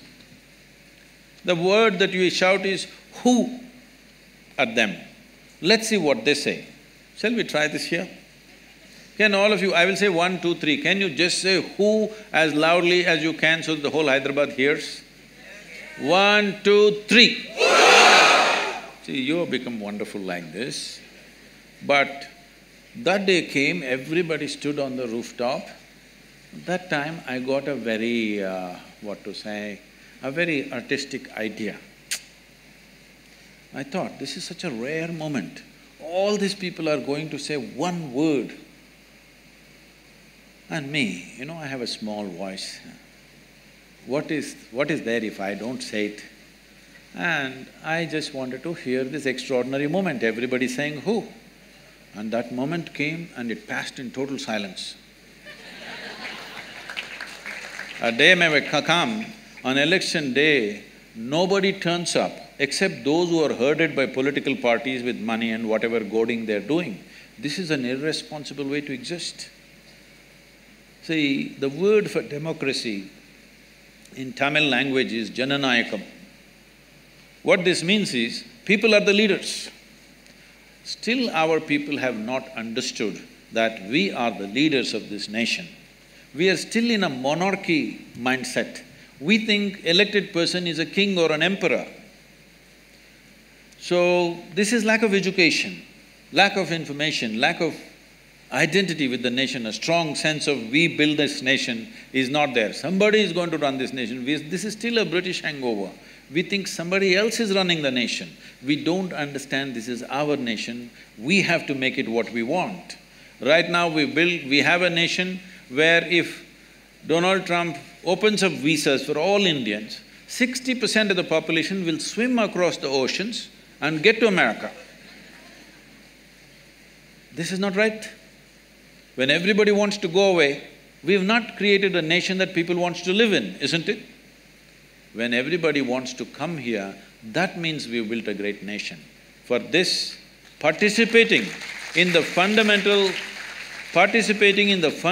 democratic process is a must for everybody. But if you make it mandatory, it becomes ugly. If you make it mandatory, it becomes ugly. As you know, even national anthem is ugly right now. Something… you must understand, I went to the World Cup football and I went to the English match. I never knew this, I never thought about this. They played their national anthem. National anthem is God save our Queen, God save our Queen, give her long life and save her. Then I thought, oh my God, what a beautiful national anthem we have, the way it's composed, the way the words are written, everything. Then God save the Queen, God save the King in a democratic country? So, I'm saying even such simple things we are debating, we can't get a nation to get together and even vote. Even when nation is in a crisis, when 50% of the people not eating properly is a crisis for me. It is not a normal situation for me. It's a crisis. When such a crisis is there, whether I should vote or not… Now there's making a movie, yesterday he was telling me, what is his name? Konda. Okay. they're making a movie Nota, okay, we will say, nobody is acceptable to me. Well, it all sounds very intellectual, but believe me, you don't build a nation like this. You have to make choices about whatever lousy choice you have, in that you must make a little better lousy choice. If you want to improve this nation long term, you cannot abstain and say, oh, nobody is fit enough. Well, you stand up, if you see that this is a debate going on everywhere, in every tea shop, every college, this is going on. Oh, all politicians are rubbish, they're thieves, they're this. If we have handed over this nation to the hands of the thieves and we are sitting back here and we don't even have the responsibility of voting, we are the more bigger thieves than them, isn't it? Hello? This responsibility has to come. We have not understood our basic democratic responsibility. When we do not understand that, we will become unfit for democracy, then something else will take us over. It is very, very important. Not just voting, there are many other instruments through which you can participate in the democratic process. It is very important the student community participates, not on the street, not protest, not burning a bus, but participating in the instruments of democracy. All of you are law students, you must take a certain part of your life to educate the country and the youth. What are the ways in which they can participate in the democratic process? This is very, very important to make this nation. Thank you for the answer, Sadhguru. Now we'll open this to audience questions. I think there were a lot of people that side and… Okay, so Javi's been raising his hand and standing up since a long period of time, so I'll give it to him first.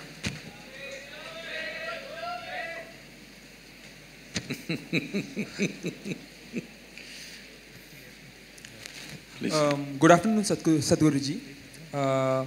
As an elder, as a guest, and as an achiever, you have my respect. Now, you've been talking about a lot of undernourishment in India, people who are undernourished. It is these very undernourished people that we have taken away the food from, their nutrition. And secondly, it is these minorities who are scared to, do things out of their own volition, exercise, their own autonomy because of the environment we have created. And you also talked about, how America, respects its national anthem. There have been several politically motivated stances taken by a lot of people whereby they decided not to respect the national anthem. No. They decided to respect in a different way. True. But so there it's is a also, difference. By not standing up is the point here.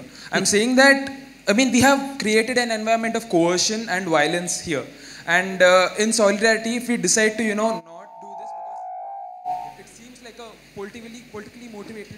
Please, sir, the microphone. Because it seems like a politically motivated… we didn't hear decision. The last sentence. Yeah, we have created an environment of coercion and violence in the society.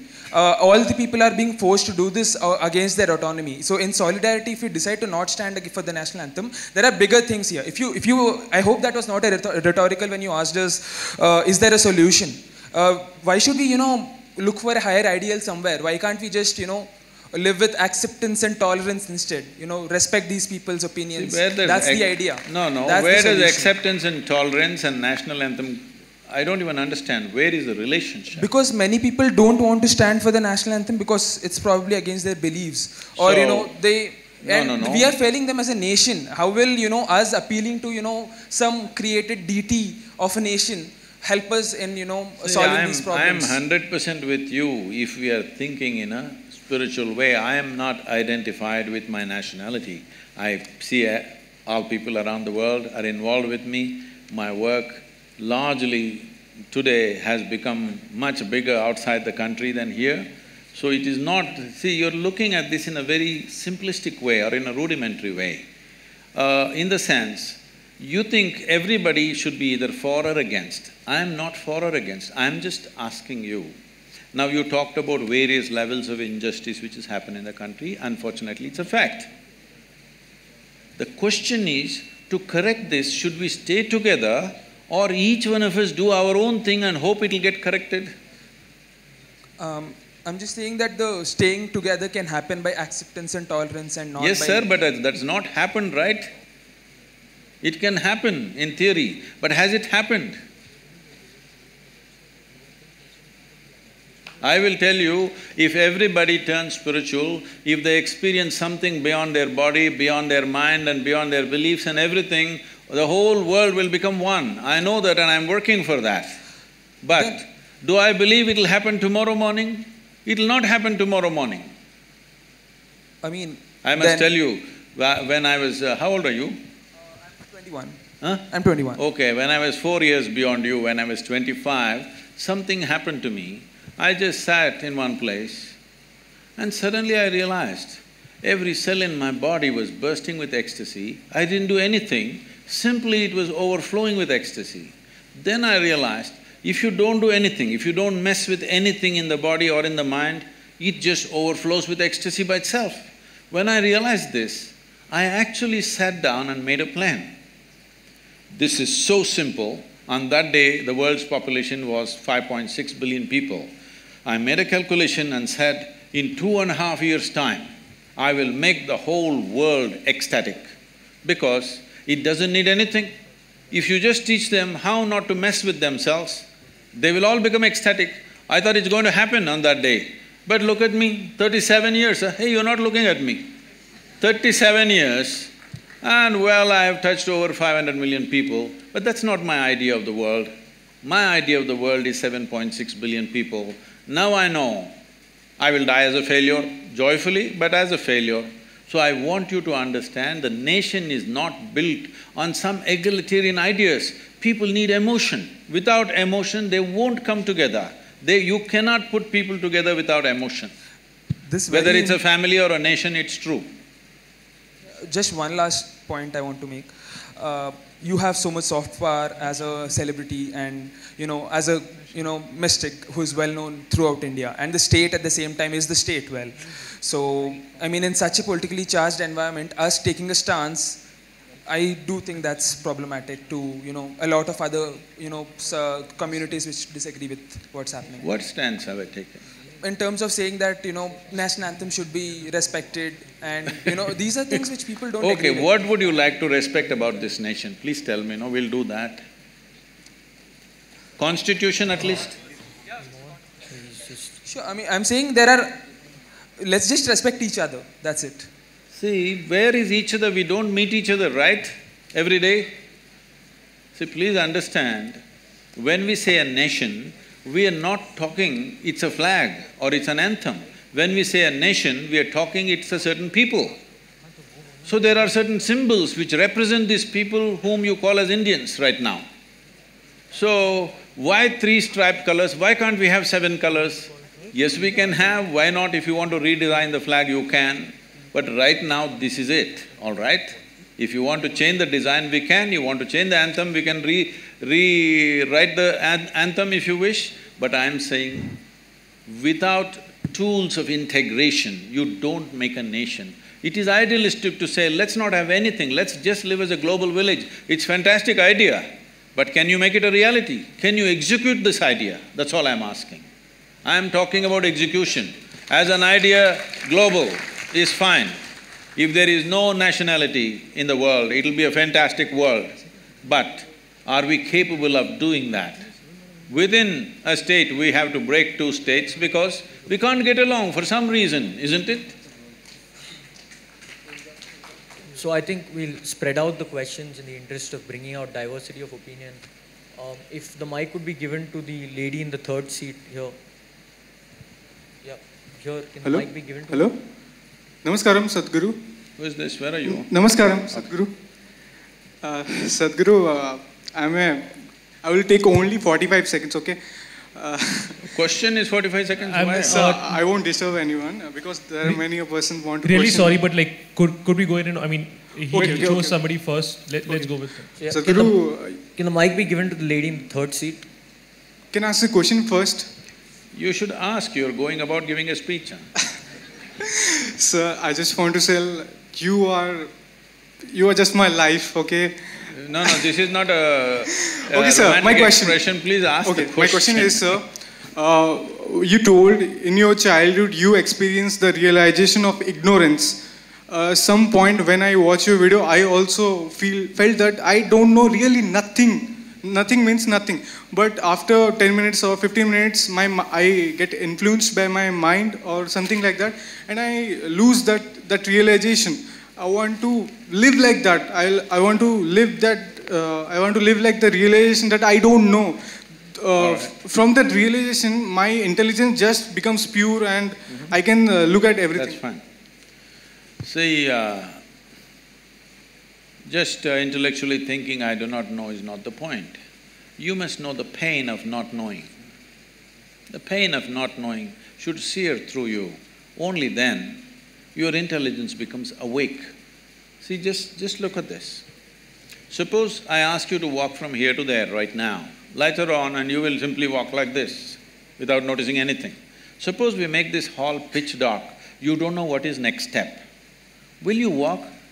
Everything alert, all your senses, intelligence, awareness, everything super alert, simply because you do not know where the next step is.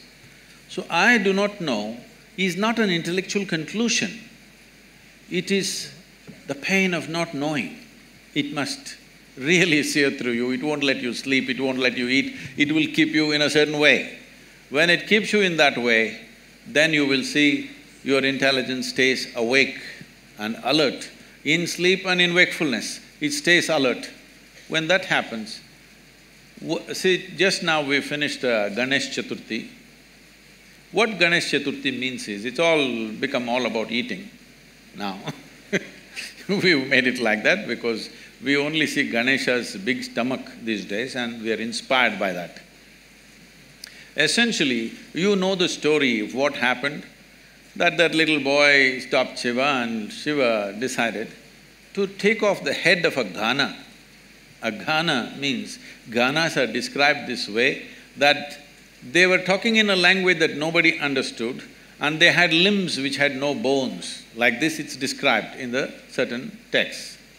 So he took off one of their heads or the chief of the Gana and put it on this boy and made him live with this new head. So he had this new head which is not a human head. Because of this, he was extraordinarily intelligent. You heard of those stories where he asked Vyasa that if you dictate something to me, you should not stop. If you stop, I will give up this stupid project and go. If you don't know what you're talking, I'm not going to write down. You must simply speak without a break, only then I will write down. So essentially, Ganesha had enormous… he's Ganesha, not Gajesha, okay? The elephant head came because of Shivakashi calendars. So he's a Ganapati and he has an extraordinary head and an intelligence. Because of this intelligence, he cleared all obstacles. So he became Vigneshwara. So our interest is that in him, that if we have intelligence like this, we will remove all obstacles in our lives. This is the fundamental and the phenomena of Ganesha is just this, that if your intelligence is always on, you simply dissolve all obstacles in your life. So he is a Vigneshwara. But on that day, most people are usually only boosting their belly, not their brain. What it means is you need a new head. So, Angad has already chosen, so if you could give… and then we'll move on to Joe, because Joe, I mean, some people there also, because he's been raising his hands in some time. Namaskaram, Sadhguru. First here. Many people say that thoughts create karma, and sometimes our biggest fears keep on recurring in our minds on a daily basis. So how do we stop that flow of thoughts, and how do we stop those fears from materializing, and also how to cut down on unwanted karma? Whoa. See, this whole karma business has been very misunderstood and been projected as a fatalistic process. Karma means this, karma means action. Literally translates as action. As you sit here, there is physical activity going on, there is mental activity going on, there's emotional activity going on, there's energy activity going on. These four dimensions of karma are happening within you every moment of your life. Both in wakefulness and in sleep, it's happening. Now if I ask you a question, since today morning, since you woke up to this moment, how much of these four dimensions of karma are you conducting consciously? How much do you think? Percentage? Well below 1%, believe me. It's way below 1%. When 1% of your life, let us say, is conducted consciously and 99% accidentally, you must be shit scared of life. How else to live? If you're driving a car and 99% it is accidental the way you're driving, will you be scared or not? So fear is a consequence of your inability to manage the nature of your intellect. See, your life's experience is happening this way. These are three dimensions. There is something called as memory, which feeds you all the time. Memory is not just what you remember. You don't remember 10 generations ago how your great-grandmother looked, do you? You don't, but her nose is sitting on your face, yes or no? You have genetic memory, you have evolutionary memory, you have karmic memory, articulate and inarticulate levels of memory. This entire thing is memory, head to toe. Every cell in the body is memory, isn't it? We can take one cell and create the whole of you, and that's how your parents also did. Just one cell, and see, you become like this. So, there is enormous amount of memory in this. This memory rules certain things. But there is a present experience. Memory is of the past, but the present is of experience, your ability to experience. If you want to experience anything, you must be conscious, you must be aware, only then you can experience. The future is an imagination. So memory, experience and imagination, it is between these three dimensions in which you exist. Memory you cannot change because it's already there. Present you don't have to change because that is also here right now. It's only the imagination which you can change. So what are you fearful about? Something that will happen or you think will happen, isn't it? Fear is always about something which does not exist right now, it's always about what will happen. So you are suffering that which does not exist. If you're suffering that which does not exist, there are psychiatric terms for that. Hello? Your only comfort is everybody is in the same state. That's how it is in asylum usually. Everybody is in the same condition. But right now people are in this condition, what happened 10 years ago they can still suffer, what may happen day after tomorrow they already suffer. They're suffering things which does not exist, simply because in your education system you are studying about everything except how to manage this. If you do not know how to manage this, it doesn't matter how much nonsensical information you have gathered, it'll be not of much use to your life. You must know how to keep this, how to conduct this body, how to conduct this mind, how to conduct this emotional structure and the energy structure. If you do not know anything about this, then you are an accidental being. You being fearful is good, otherwise you may cause enormous harm to yourself. The next person, if I'm not wrong, was Joe, so he'll be… You got everything set, huh? Hello, Jaggi Vasudev sir. Before I ask my question, I just have to tell you that I was very impressed by your e-commerce website, which sells yoga merchandise. I think it's really cool. It's better than Flipkart and Amazon, and I hope that, in a few years' time, it'll become the biggest e-commerce company. It's a conscious decision I have taken that our commerce part is done just to take care of a few things. Our commerce will never grow beyond the foundation part. I clearly made the distinction, there's Isha Foundation and there's Isha Business, and we have contained the business. In spite of enormous demand, we have contained the business because… So it's very impressive, sir. No, you should not be impressed by that. You must come and see what I do otherwise. So, the real thing. My question…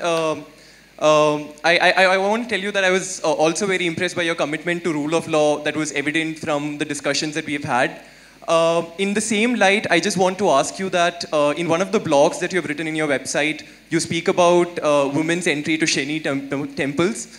And there you say that, look, the reason why they shouldn't be allowed is because there are planetary forces and it's not good for women to enter these temples. In the same vein, I just want to tell you a little bit about the law on the point. There are Supreme Court judgments which say that if you make laws which tend to be discriminatory for women, it cannot be a justification that we are doing it for their benefit. that cannot be the justification for any law that discriminate against women. This is the law of the land. In that same vein, would you say that, if that is the law of the land and you're committed to the ideals of law, then one, how do you justify that? Yes. And two, one more question, sir. Let me say. So just a follow-up question. The second part of the question is, in the same article, you also mentioned that we can control the impact of planetary forces on our life through inner engineering. What is inner engineering? Is it a program that Isha Foundation hands out? What is? What exactly is inner engineering? Is it something that you guys do, and like only if you guys can tell us what is inner engineering, only then will we be able to, face the forces of planetary forces? What exactly is this concept of inner engineering? Okay. We'll answer that. So right now, why don't you ask this institution, Nalsar? Only if you tell us what is law, we will know what's the law. What is it? I'm sorry, sir, could you clarify that? I didn't get what you just said. No. You tell your institution in which you are, only if you trap us here for 5 years and tell us what is the law, will we understand what is the law? Don't we know? Well, only because you do not know, you have come here, right, to learn. Similarly, only because people could not figure it out by themselves, they have come. And only because it's working for them, they're coming in millions. Okay, you have 700 people here, we have 9 million volunteers working across the world. So, it must be working for them. So do not make these judgments, and don't think it's very smart to simply make judgments for everything. You are a lawyer, you are not a judge, all right? So let's come to the question. See, please don't do these things. It is happening from both segments of people. What you like, boo, you shout and clap, please don't do that. For or against, that's not the way. The way to do this is, are we interested in knowing and enhancing? You ask a question as a way to enhance your knowing, not just to prove that you are smart. If you think you can prove you are smart, we will do something else to that. Anyway, you ask this question, I like the e-commerce, I know when you started off, I know when Joe is called, why he is called, we know what it is, I'm not that dumb, okay? When I sit here, when I just look at you, I know what you can ask, I will tell you. Let me tell you this, hello. When I train teachers to handle inner engineering programs, now we have transformed the program in a different way, but at one time when it was very intense, I trained the teachers like this. Somebody walks into the hall, they settle down here today by themselves without being guided. You just see, I made a chart of the hall and said, see, if they sit here, if they sit here, if they sit here, this is the question they will ask. You just be ready.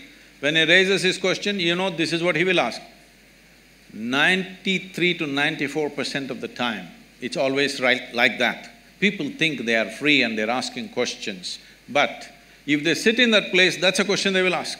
In any venue, not in any particular venue, just anywhere. This may not look logical to you, but life happens like that anyway. So, now when you start praising the e-commerce, I know why it is, it's not that you're appreciating it. I'm telling you, Isha Foundation is a foundation run by the volunteers.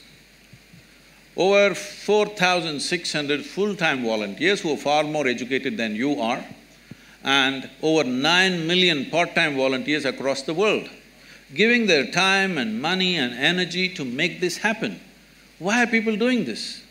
We are not promising them we'll take you to heaven. We are not telling you will go and sit in God's lap. Why are they doing it? It must be done wonders to them, otherwise why will they invest their life in it? So without knowing anything, don't make conclusions. So are you the only one? Well, you can do it in so many other ways. If you knew how to figure it out, why would I be needed? You do not know how to figure it out, so somebody comes and helps. If somebody comes and helps, why are you helping people? You leave them with their problems, they'll be good business for a lawyer. Is that what you're talking to me? Please don't feed upon people's problems. People have problems. If you have a solution, it's good. If you don't have a solution, at least leave them alone. Now, about commerce, we have every day in the yoga center, The minimum meal is around 7,000 people per meal. On the weekends, it's 15 to 20,000. Whoever comes, nobody inquires, who are you, why are you eating here? Whoever comes, they're welcomed and they're fed, all right? And we are running 12 schools in remotest parts of India, which is the same level of education that one would get in a good urban school, and 40% of the children are first generation going to school. Over 9,000 children are sponsored fully for their entire education. And we have medical activity going on across Tamil Nadu in a big way. There are many other aspects which I don't want to go on listing. For all this to happen, it needs a certain financial thing. Now if I come to you with a begging bowl, you will say, why have you come to me with a begging bowl? If I earn my own money, you are saying, why are you earning your own money? What is the problem here? What is the problem? Only thing is, I have not come to you as a client. Is that the only problem you have? I want you to know, the people who are working in the foundation, most of them, some of them are here, they are doctors, engineers, accountants. They have quit top high-paying jobs in their life and they are serving for free, all right? Thousands of them. And you have something against them, please. It's not about me because I don't do all that work. People are doing all that work, including the website and the commerce. So just for the diversity of opinions, so that, I mean, as a moderator, I have to ask people from… Oh, women's rights, yes. About Shani Signapur. See, first of all, you have a misunderstanding that Indian temple is a place of prayer. Indian temple is not a place of prayer. I want you to know this. Different temples were built in different ways for specific purposes. Shani temple is built for occult purposes. Occult means, you know what's occult? What is the Telugu word for occult? What? What is that? What people call as black magic or whatever, you know? There are certain occult practices where if the occult practices are being done, women in state of pregnancy, in menstrual cycles, it could seriously impact their life. So they said women should not go. It was also designed that on a certain day, if the woman is in a certain condition, on a full moon day she can go, other days… These are prescriptions, these are not restrictions. These are prescriptions, these are not discriminations. These are done with a specific intent. Or, now that you're talking about women's rights, why don't you fight for the men's rights? In our temple, the Bhairavi temple that we have, men are not allowed inside the sanctum. Why don't you stand up and fight for that? I will tell you why they're not allowed. That temple is only for the women. Men are not allowed. Why? Is it a discrimination?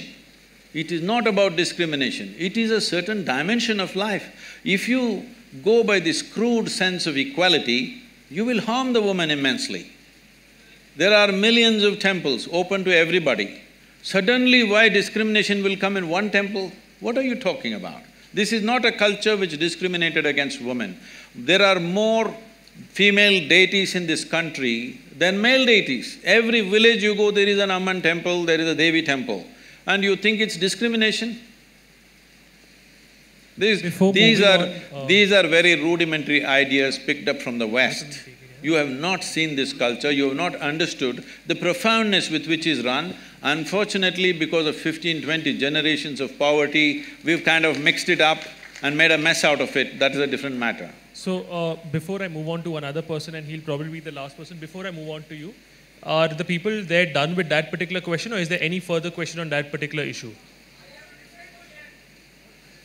I mean, for diversity of opinion, I need to choose somebody from here. So, I mean, unless you don't have a further point on the same issue, I'll proceed. So, could somebody please give him the mic? Yeah. Namaskaram, Sadhguru. So, yeah, so if Job has a follow-up, then please proceed. So, this… I can't help it. I mean, if he's not satisfied with the same issue, he should be… So this crude sense of knowledge that you're talking about is the knowledge that's coming from the Supreme Court of the country. Who is speaking? So this crude sense of knowledge that you say is the knowledge that's coming from the Supreme Court of the country. No, please understand. No, please listen to me. Sir, you're still not addressing the point that who are you and I sitting here to make prescriptions for women and say that this is harmful for you, hence don't do it, or this is not harmful and you shouldn't do it. It's not up for you and I to do it. If it's harmful and they still want to do it, they are free to do it, right? I mean, you say that what people want to do in their bedroom, it's an individual choice. If women want to enter it, they want to enter it. Who are us to stop it? You ask a question, please. You please ask a question. I'm not that dumb that a question needs to be explained to me. You ask a question. So you didn't answer it the first time, hence I'm explaining it. You asked a question again. Let me answer this, right?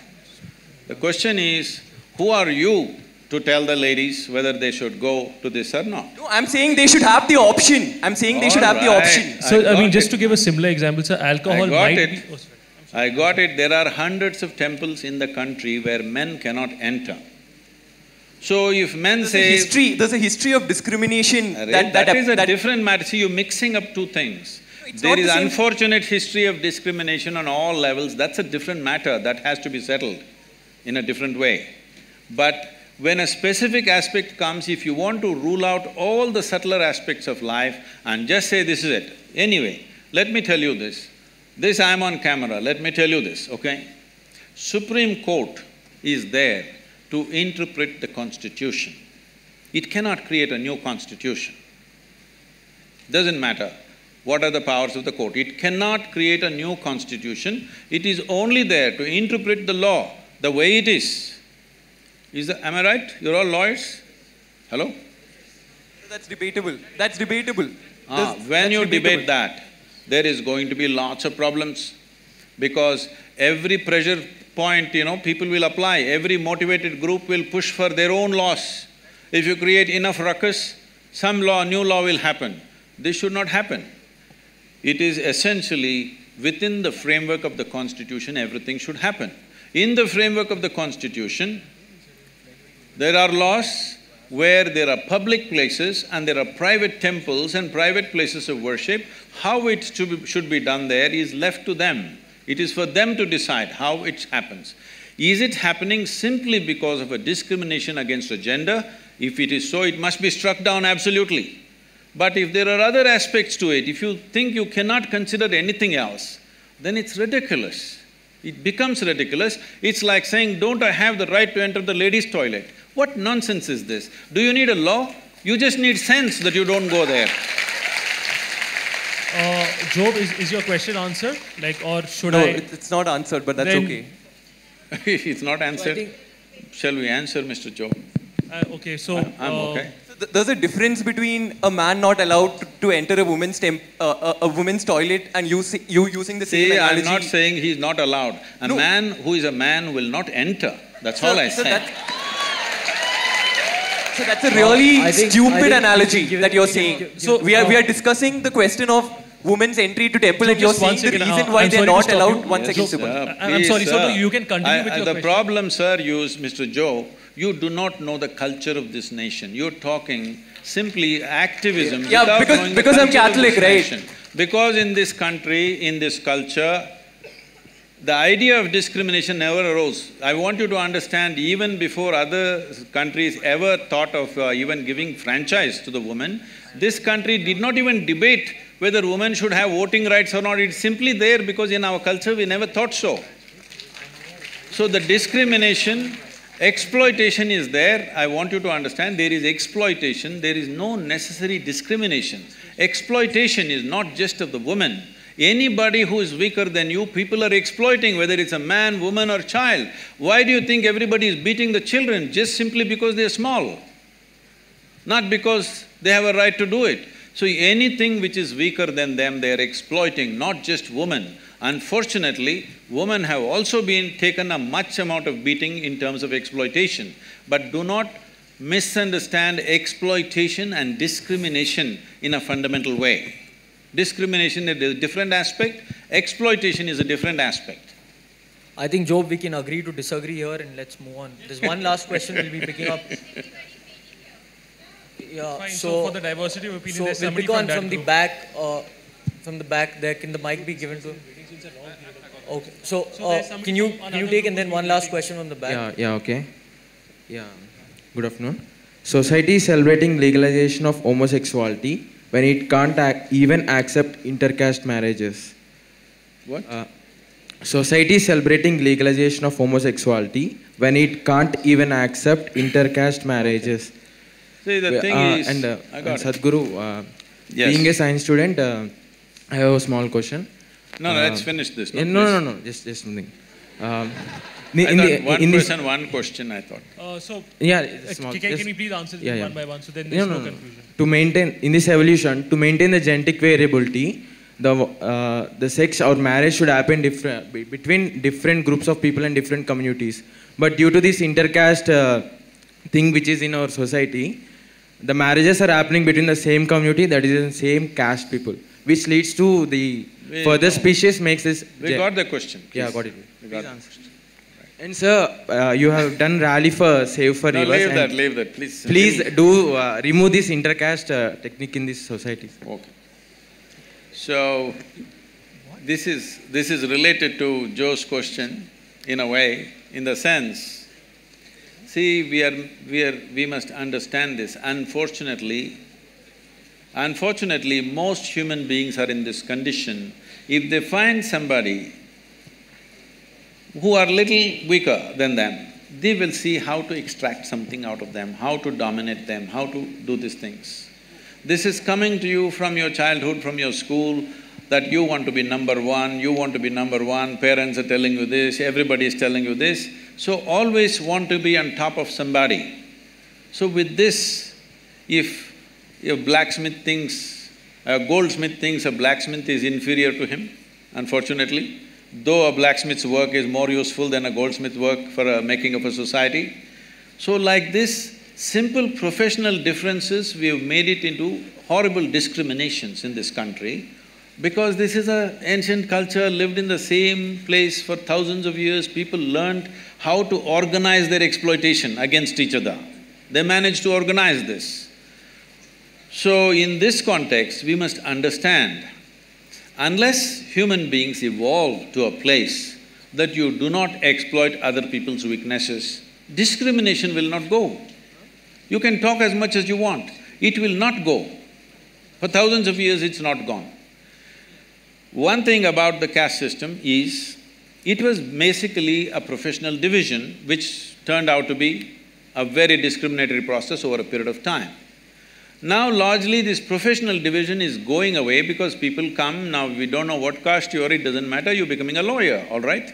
You're not a wakil kind of caste system. You something and you're becoming a lawyer. Somebody can become an engineer. So, this transference of knowledge through family systems are gone, so in that context, caste has become irrelevant. Right now, the caste still exists much more strongly in the rural community than in the urban community, because that is the only social security most people have. Something goes wrong with my life, I can only go back to my caste people. If I go to somebody, they're not going to help me. So this is unfortunately the social security system that they have, which is exploited again in so many different ways. Unless we develop a universal social security system in this country, that every human being has a net to fall back on, caste will not go. Once the universal social security comes, you will see caste will naturally die a death. You don't even have to fight it, it'll just go away. Once this social security is there for the human being. The reason why it's gone in educated and well-to-do people is because they have their own security. They don't have to go back to their caste. But the poorer people in rural India, for them the only security is their caste, their clan. You can only go back to your mama or your somebody else or whatever else. You can't go to a strange person and ask for help. So we have to make the society where every human being feels secure in the country. Only then you can remove this, otherwise you cannot remove. People are thinking this is just based on discrimination. No, discrimination is coming because wherever somebody is weaker, somebody is exploiting them. This is not caste, this is not gender, wherever, whoever they can get, they will exploit, all right? Why women and children take the beating is because they're little physically weaker. That's the only reason. Not because they're against the women or against the children, simply because we have still not evolved out of this, that we will treat the strong and the weak the same way. This has not come into us. This will not come because you fight something. This has to come by evolving the society, by evolving individual human beings, otherwise it'll not happen. Thank you for the answer, sir. So the team has been the team has been literally signaling to us that we should have finished this about 10-15 minutes ago. That being said, there seem to be a lot of interested people who've been raising their hands up. If you're fine with some more questions, we can proceed. Otherwise, we can… It's completely your choice. If you're okay, I'm okay, sir. You're the boss today. No, so sir, it's your decision. No, you're the moderator. They have been signaling. If you say answer the questions, I will. If you say please leave, I will leave. What we can do is we can take 3 final questions and then… So, I mean, from all 3 sides, like… Can the mic be passed on to the back rows there? Hello? The back rows there. I will pass the it left. on once I'm done with my question. Where's the mic? Please speak now. Once you have the microphone, please ask the question. Hello, Sadhguru. I'm Shrikari, and I'm running an NGO for underprivileged children right now. And I've sort of decided for myself that this is what I want to dedicate my life for, which is serving the society. So I have 3 questions for you. The first is, being a social entrepreneur yourself, how do you think I should prepare myself for the rest of my life to be dedicated to this cause? And second thing, you've mentioned a lot of issues, for example, malnutrition, and there is intolerance, and there is so many issues. So which issue do you think that our generation should target in order to get the best effect out of it? And thirdly, do you have any sort of program that can help our students who are doing this kind of an effort, because we don't have the kind of power or exposure to reach the kind of levels that you can? If any of you have… Please sit down. If any of you have, as she said, if you have similar intentions that you want to take up a social cause and make it happen, well, you asked me, which should we take it up? In my focus right now is nourishment, education, ecology. These are the 3 things which are crucial for this nation. If these 3 things happen, all the other problems will get sorted out by themselves. If you start attacking small problems which are in the country, which are plenty, not 1 or 2, they are in hundreds, small issues which we are picking up, believe me, you will not solve the problem. You will only have the satisfaction of fighting for something. Don't fight for something, we have enough fight going on. We've seen enough fights forever. It's important. This country must be well-nourished, fundamental education must happen, and ecologically we must take some quick steps, because this is an area which we cannot reverse very easily. It may take decades or even centuries sometimes to turn it back, depending upon the kind of damage we cause. These 3 dimensions if we take care, all the other issues that you're mentioning, many other issues, small issues, I am not saying they're not important, but if you take up those causes right now, you will not have a good foundation, but you will build a superstructure which will anyway collapse after some time. So these are 3 fundamentals.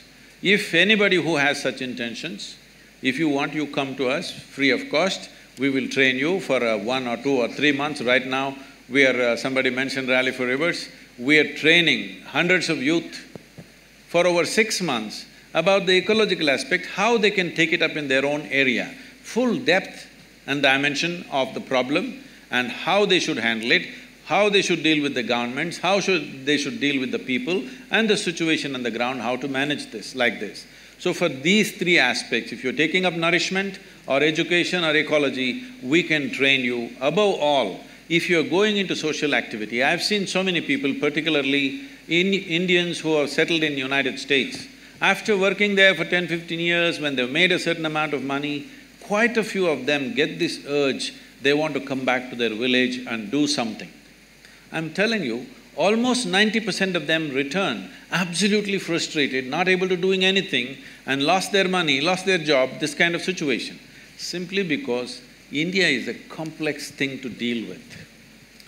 One has to be in a certain state of… First thing is to understand, another thing is how you are.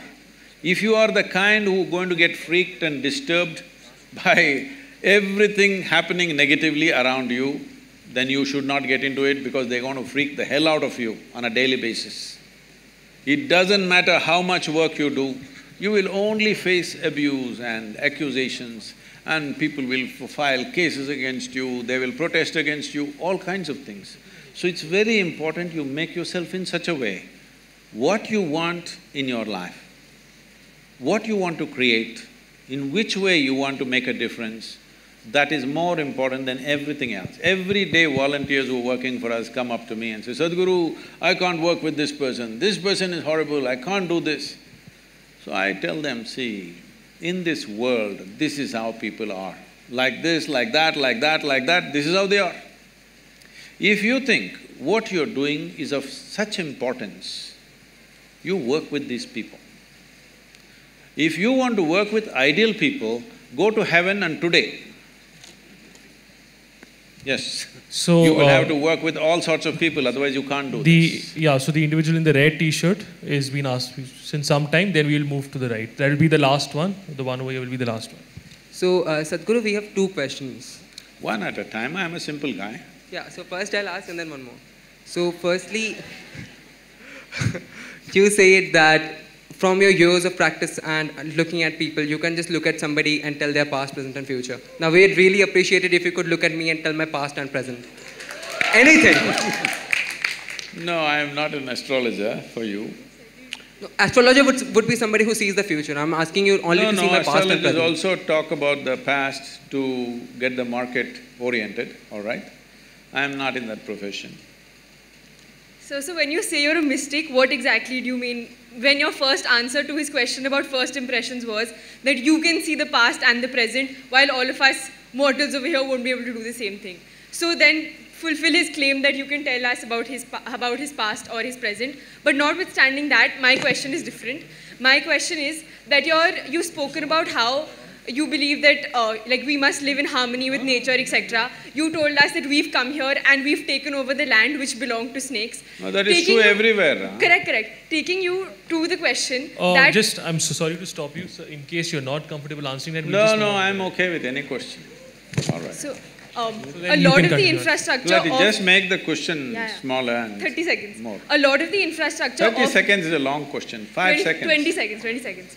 A lot of the infrastructure of the Isha Foundation has been built on elephant corridors, something which both the National Green Tribunal as well as the High Courts have admitted to without the requisite permissions. We tell you this goes against rule of law, which you stand for. This goes against living in harmony with species, both of which you've spoken right here at Nalsar. So if you could clarify regarding that. Okay. There is a fan following for that also. So right now, all of you, those of you who are clapping and screaming, listen to me. You also, ma'am. What's your name? Huh? Sanchita? Ankita. Okay. Now we'll do one thing. I don't know what authority you have to say it's an elephant corridor. Listen, let me finish. The State Forest Department clearly has submitted to the High Court that this is not an elephant corridor.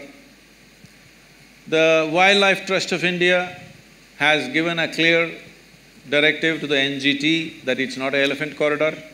The World Wildlife Fund says it's not an elephant corridor.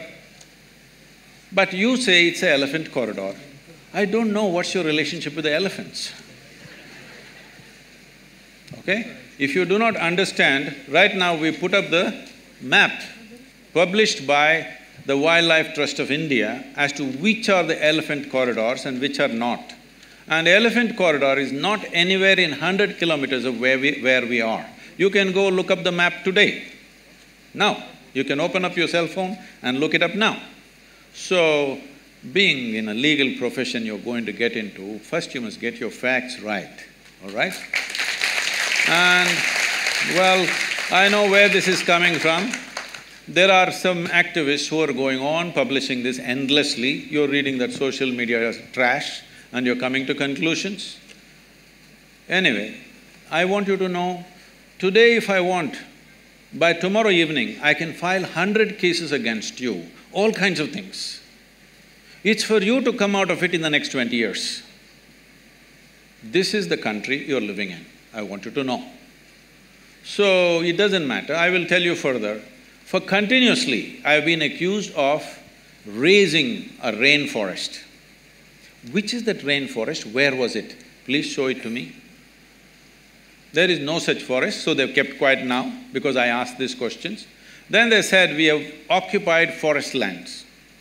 Well, forest department has senior forest officers from not only Tamil Nadu, from the center, came and surveyed the place and said not a little bit of encroachment has happened. But people keep writing the same thing. Now I'm asking you, if you're really interested in justice, you and your friends who are clapping for everything, I will ask you to come. 10, 15 of you come with cameras.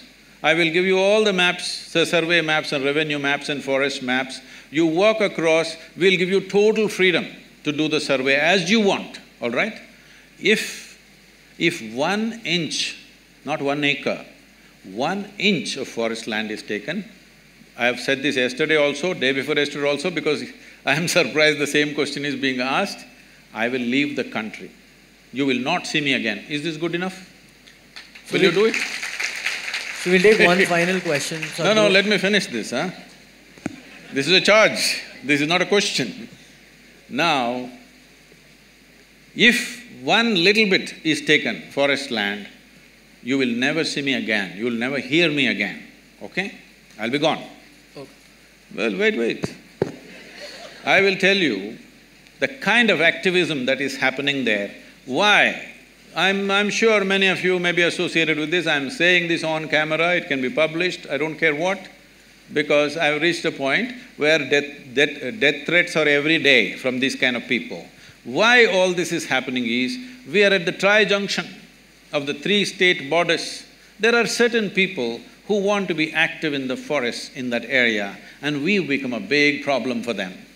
They want us ousted from there. That's not going to happen in their lifetime, because it's not just for our interest. I want to make sure such activity doesn't happen in the forest. And we have fought for this, so we're getting all this flack. And for every little thing, without knowing facts, being future lawyers, you must have little more facts on your hand. This is not the way to go to a court, you know. This is not the way to go to a court. You must go with facts. If you are not looking at being a lawyer as just as a business, but as a way of serving people and bringing justice to people, this is not the way to go. I will tell you further. You've seen the image of Adiyogi? Yes. A whole campaign has been made. They showed images of some forest and how the entire thing was raised to put up Adiyogi statue. So we put out the Google Maps. Before we bought the land, how it was, how it is today. Today this technology, you can't go on lying forever. Once we put up the Google Maps, they became quiet. So Google Maps are of 2006. They said before that there was a forest.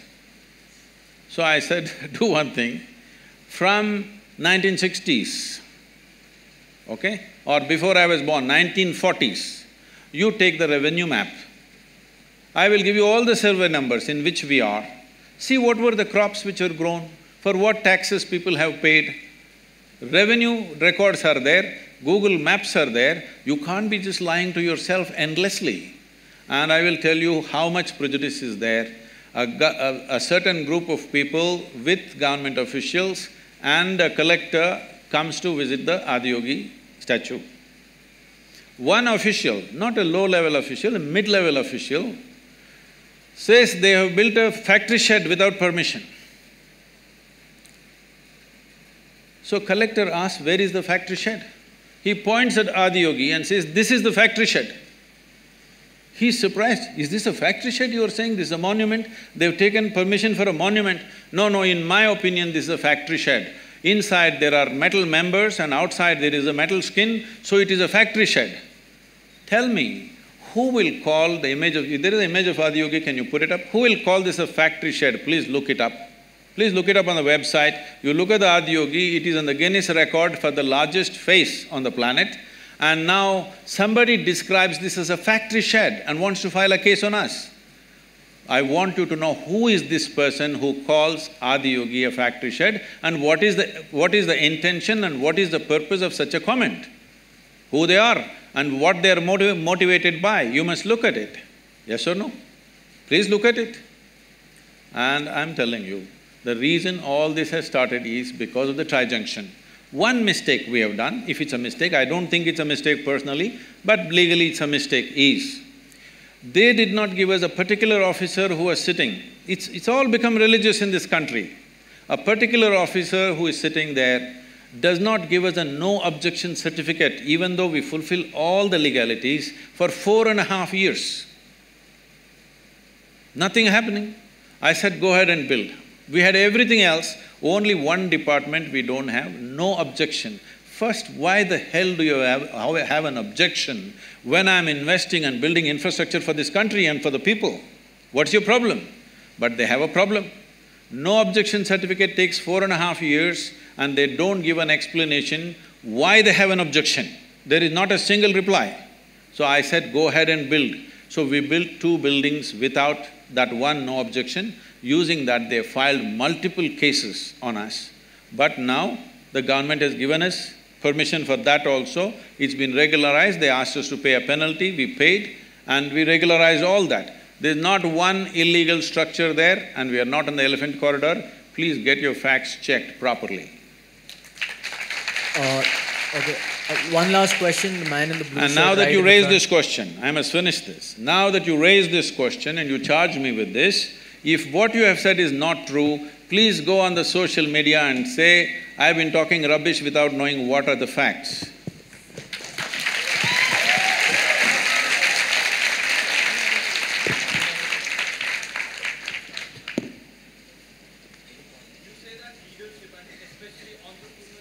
Yeah, it's not working. Give us the… Is it… You say that leadership and especially entrepreneurship and enterprises is very much needed for the growth of this nation.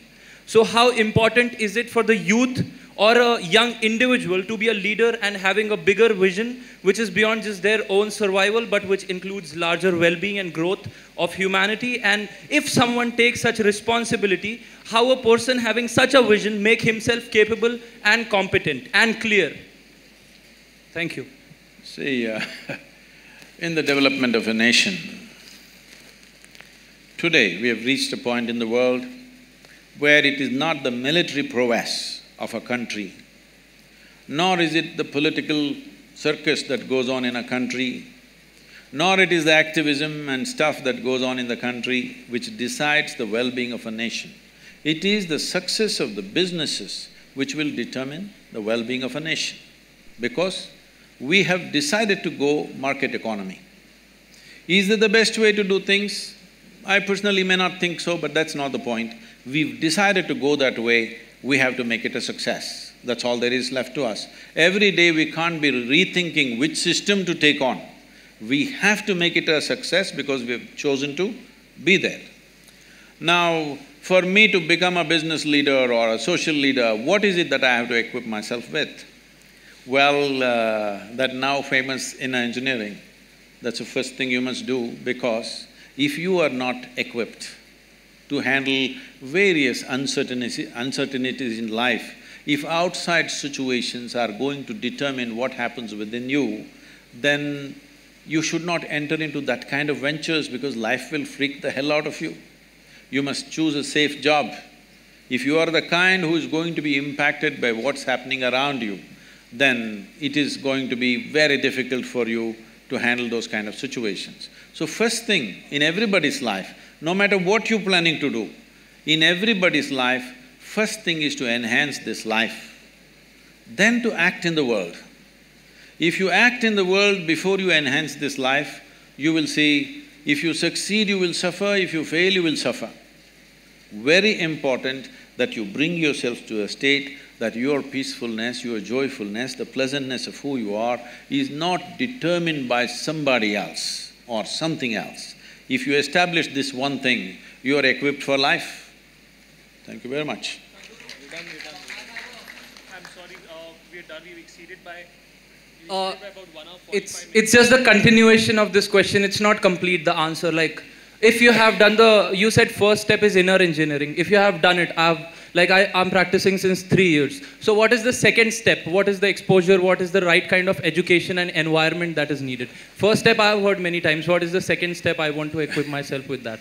That's a very personal question. We will deal with this personally. Okay, thank you. Thank you, sir. So, hi. Thank you, Sadhguru, for answering all questions. I think we exceeded the limit by around 1 hour, by at least 1.5 hours. Oh. So, thank you for, patiently answering all questions from all different people. And quite explosively, not patiently. Quite explosively. For patiently listening and explosively answering the questions.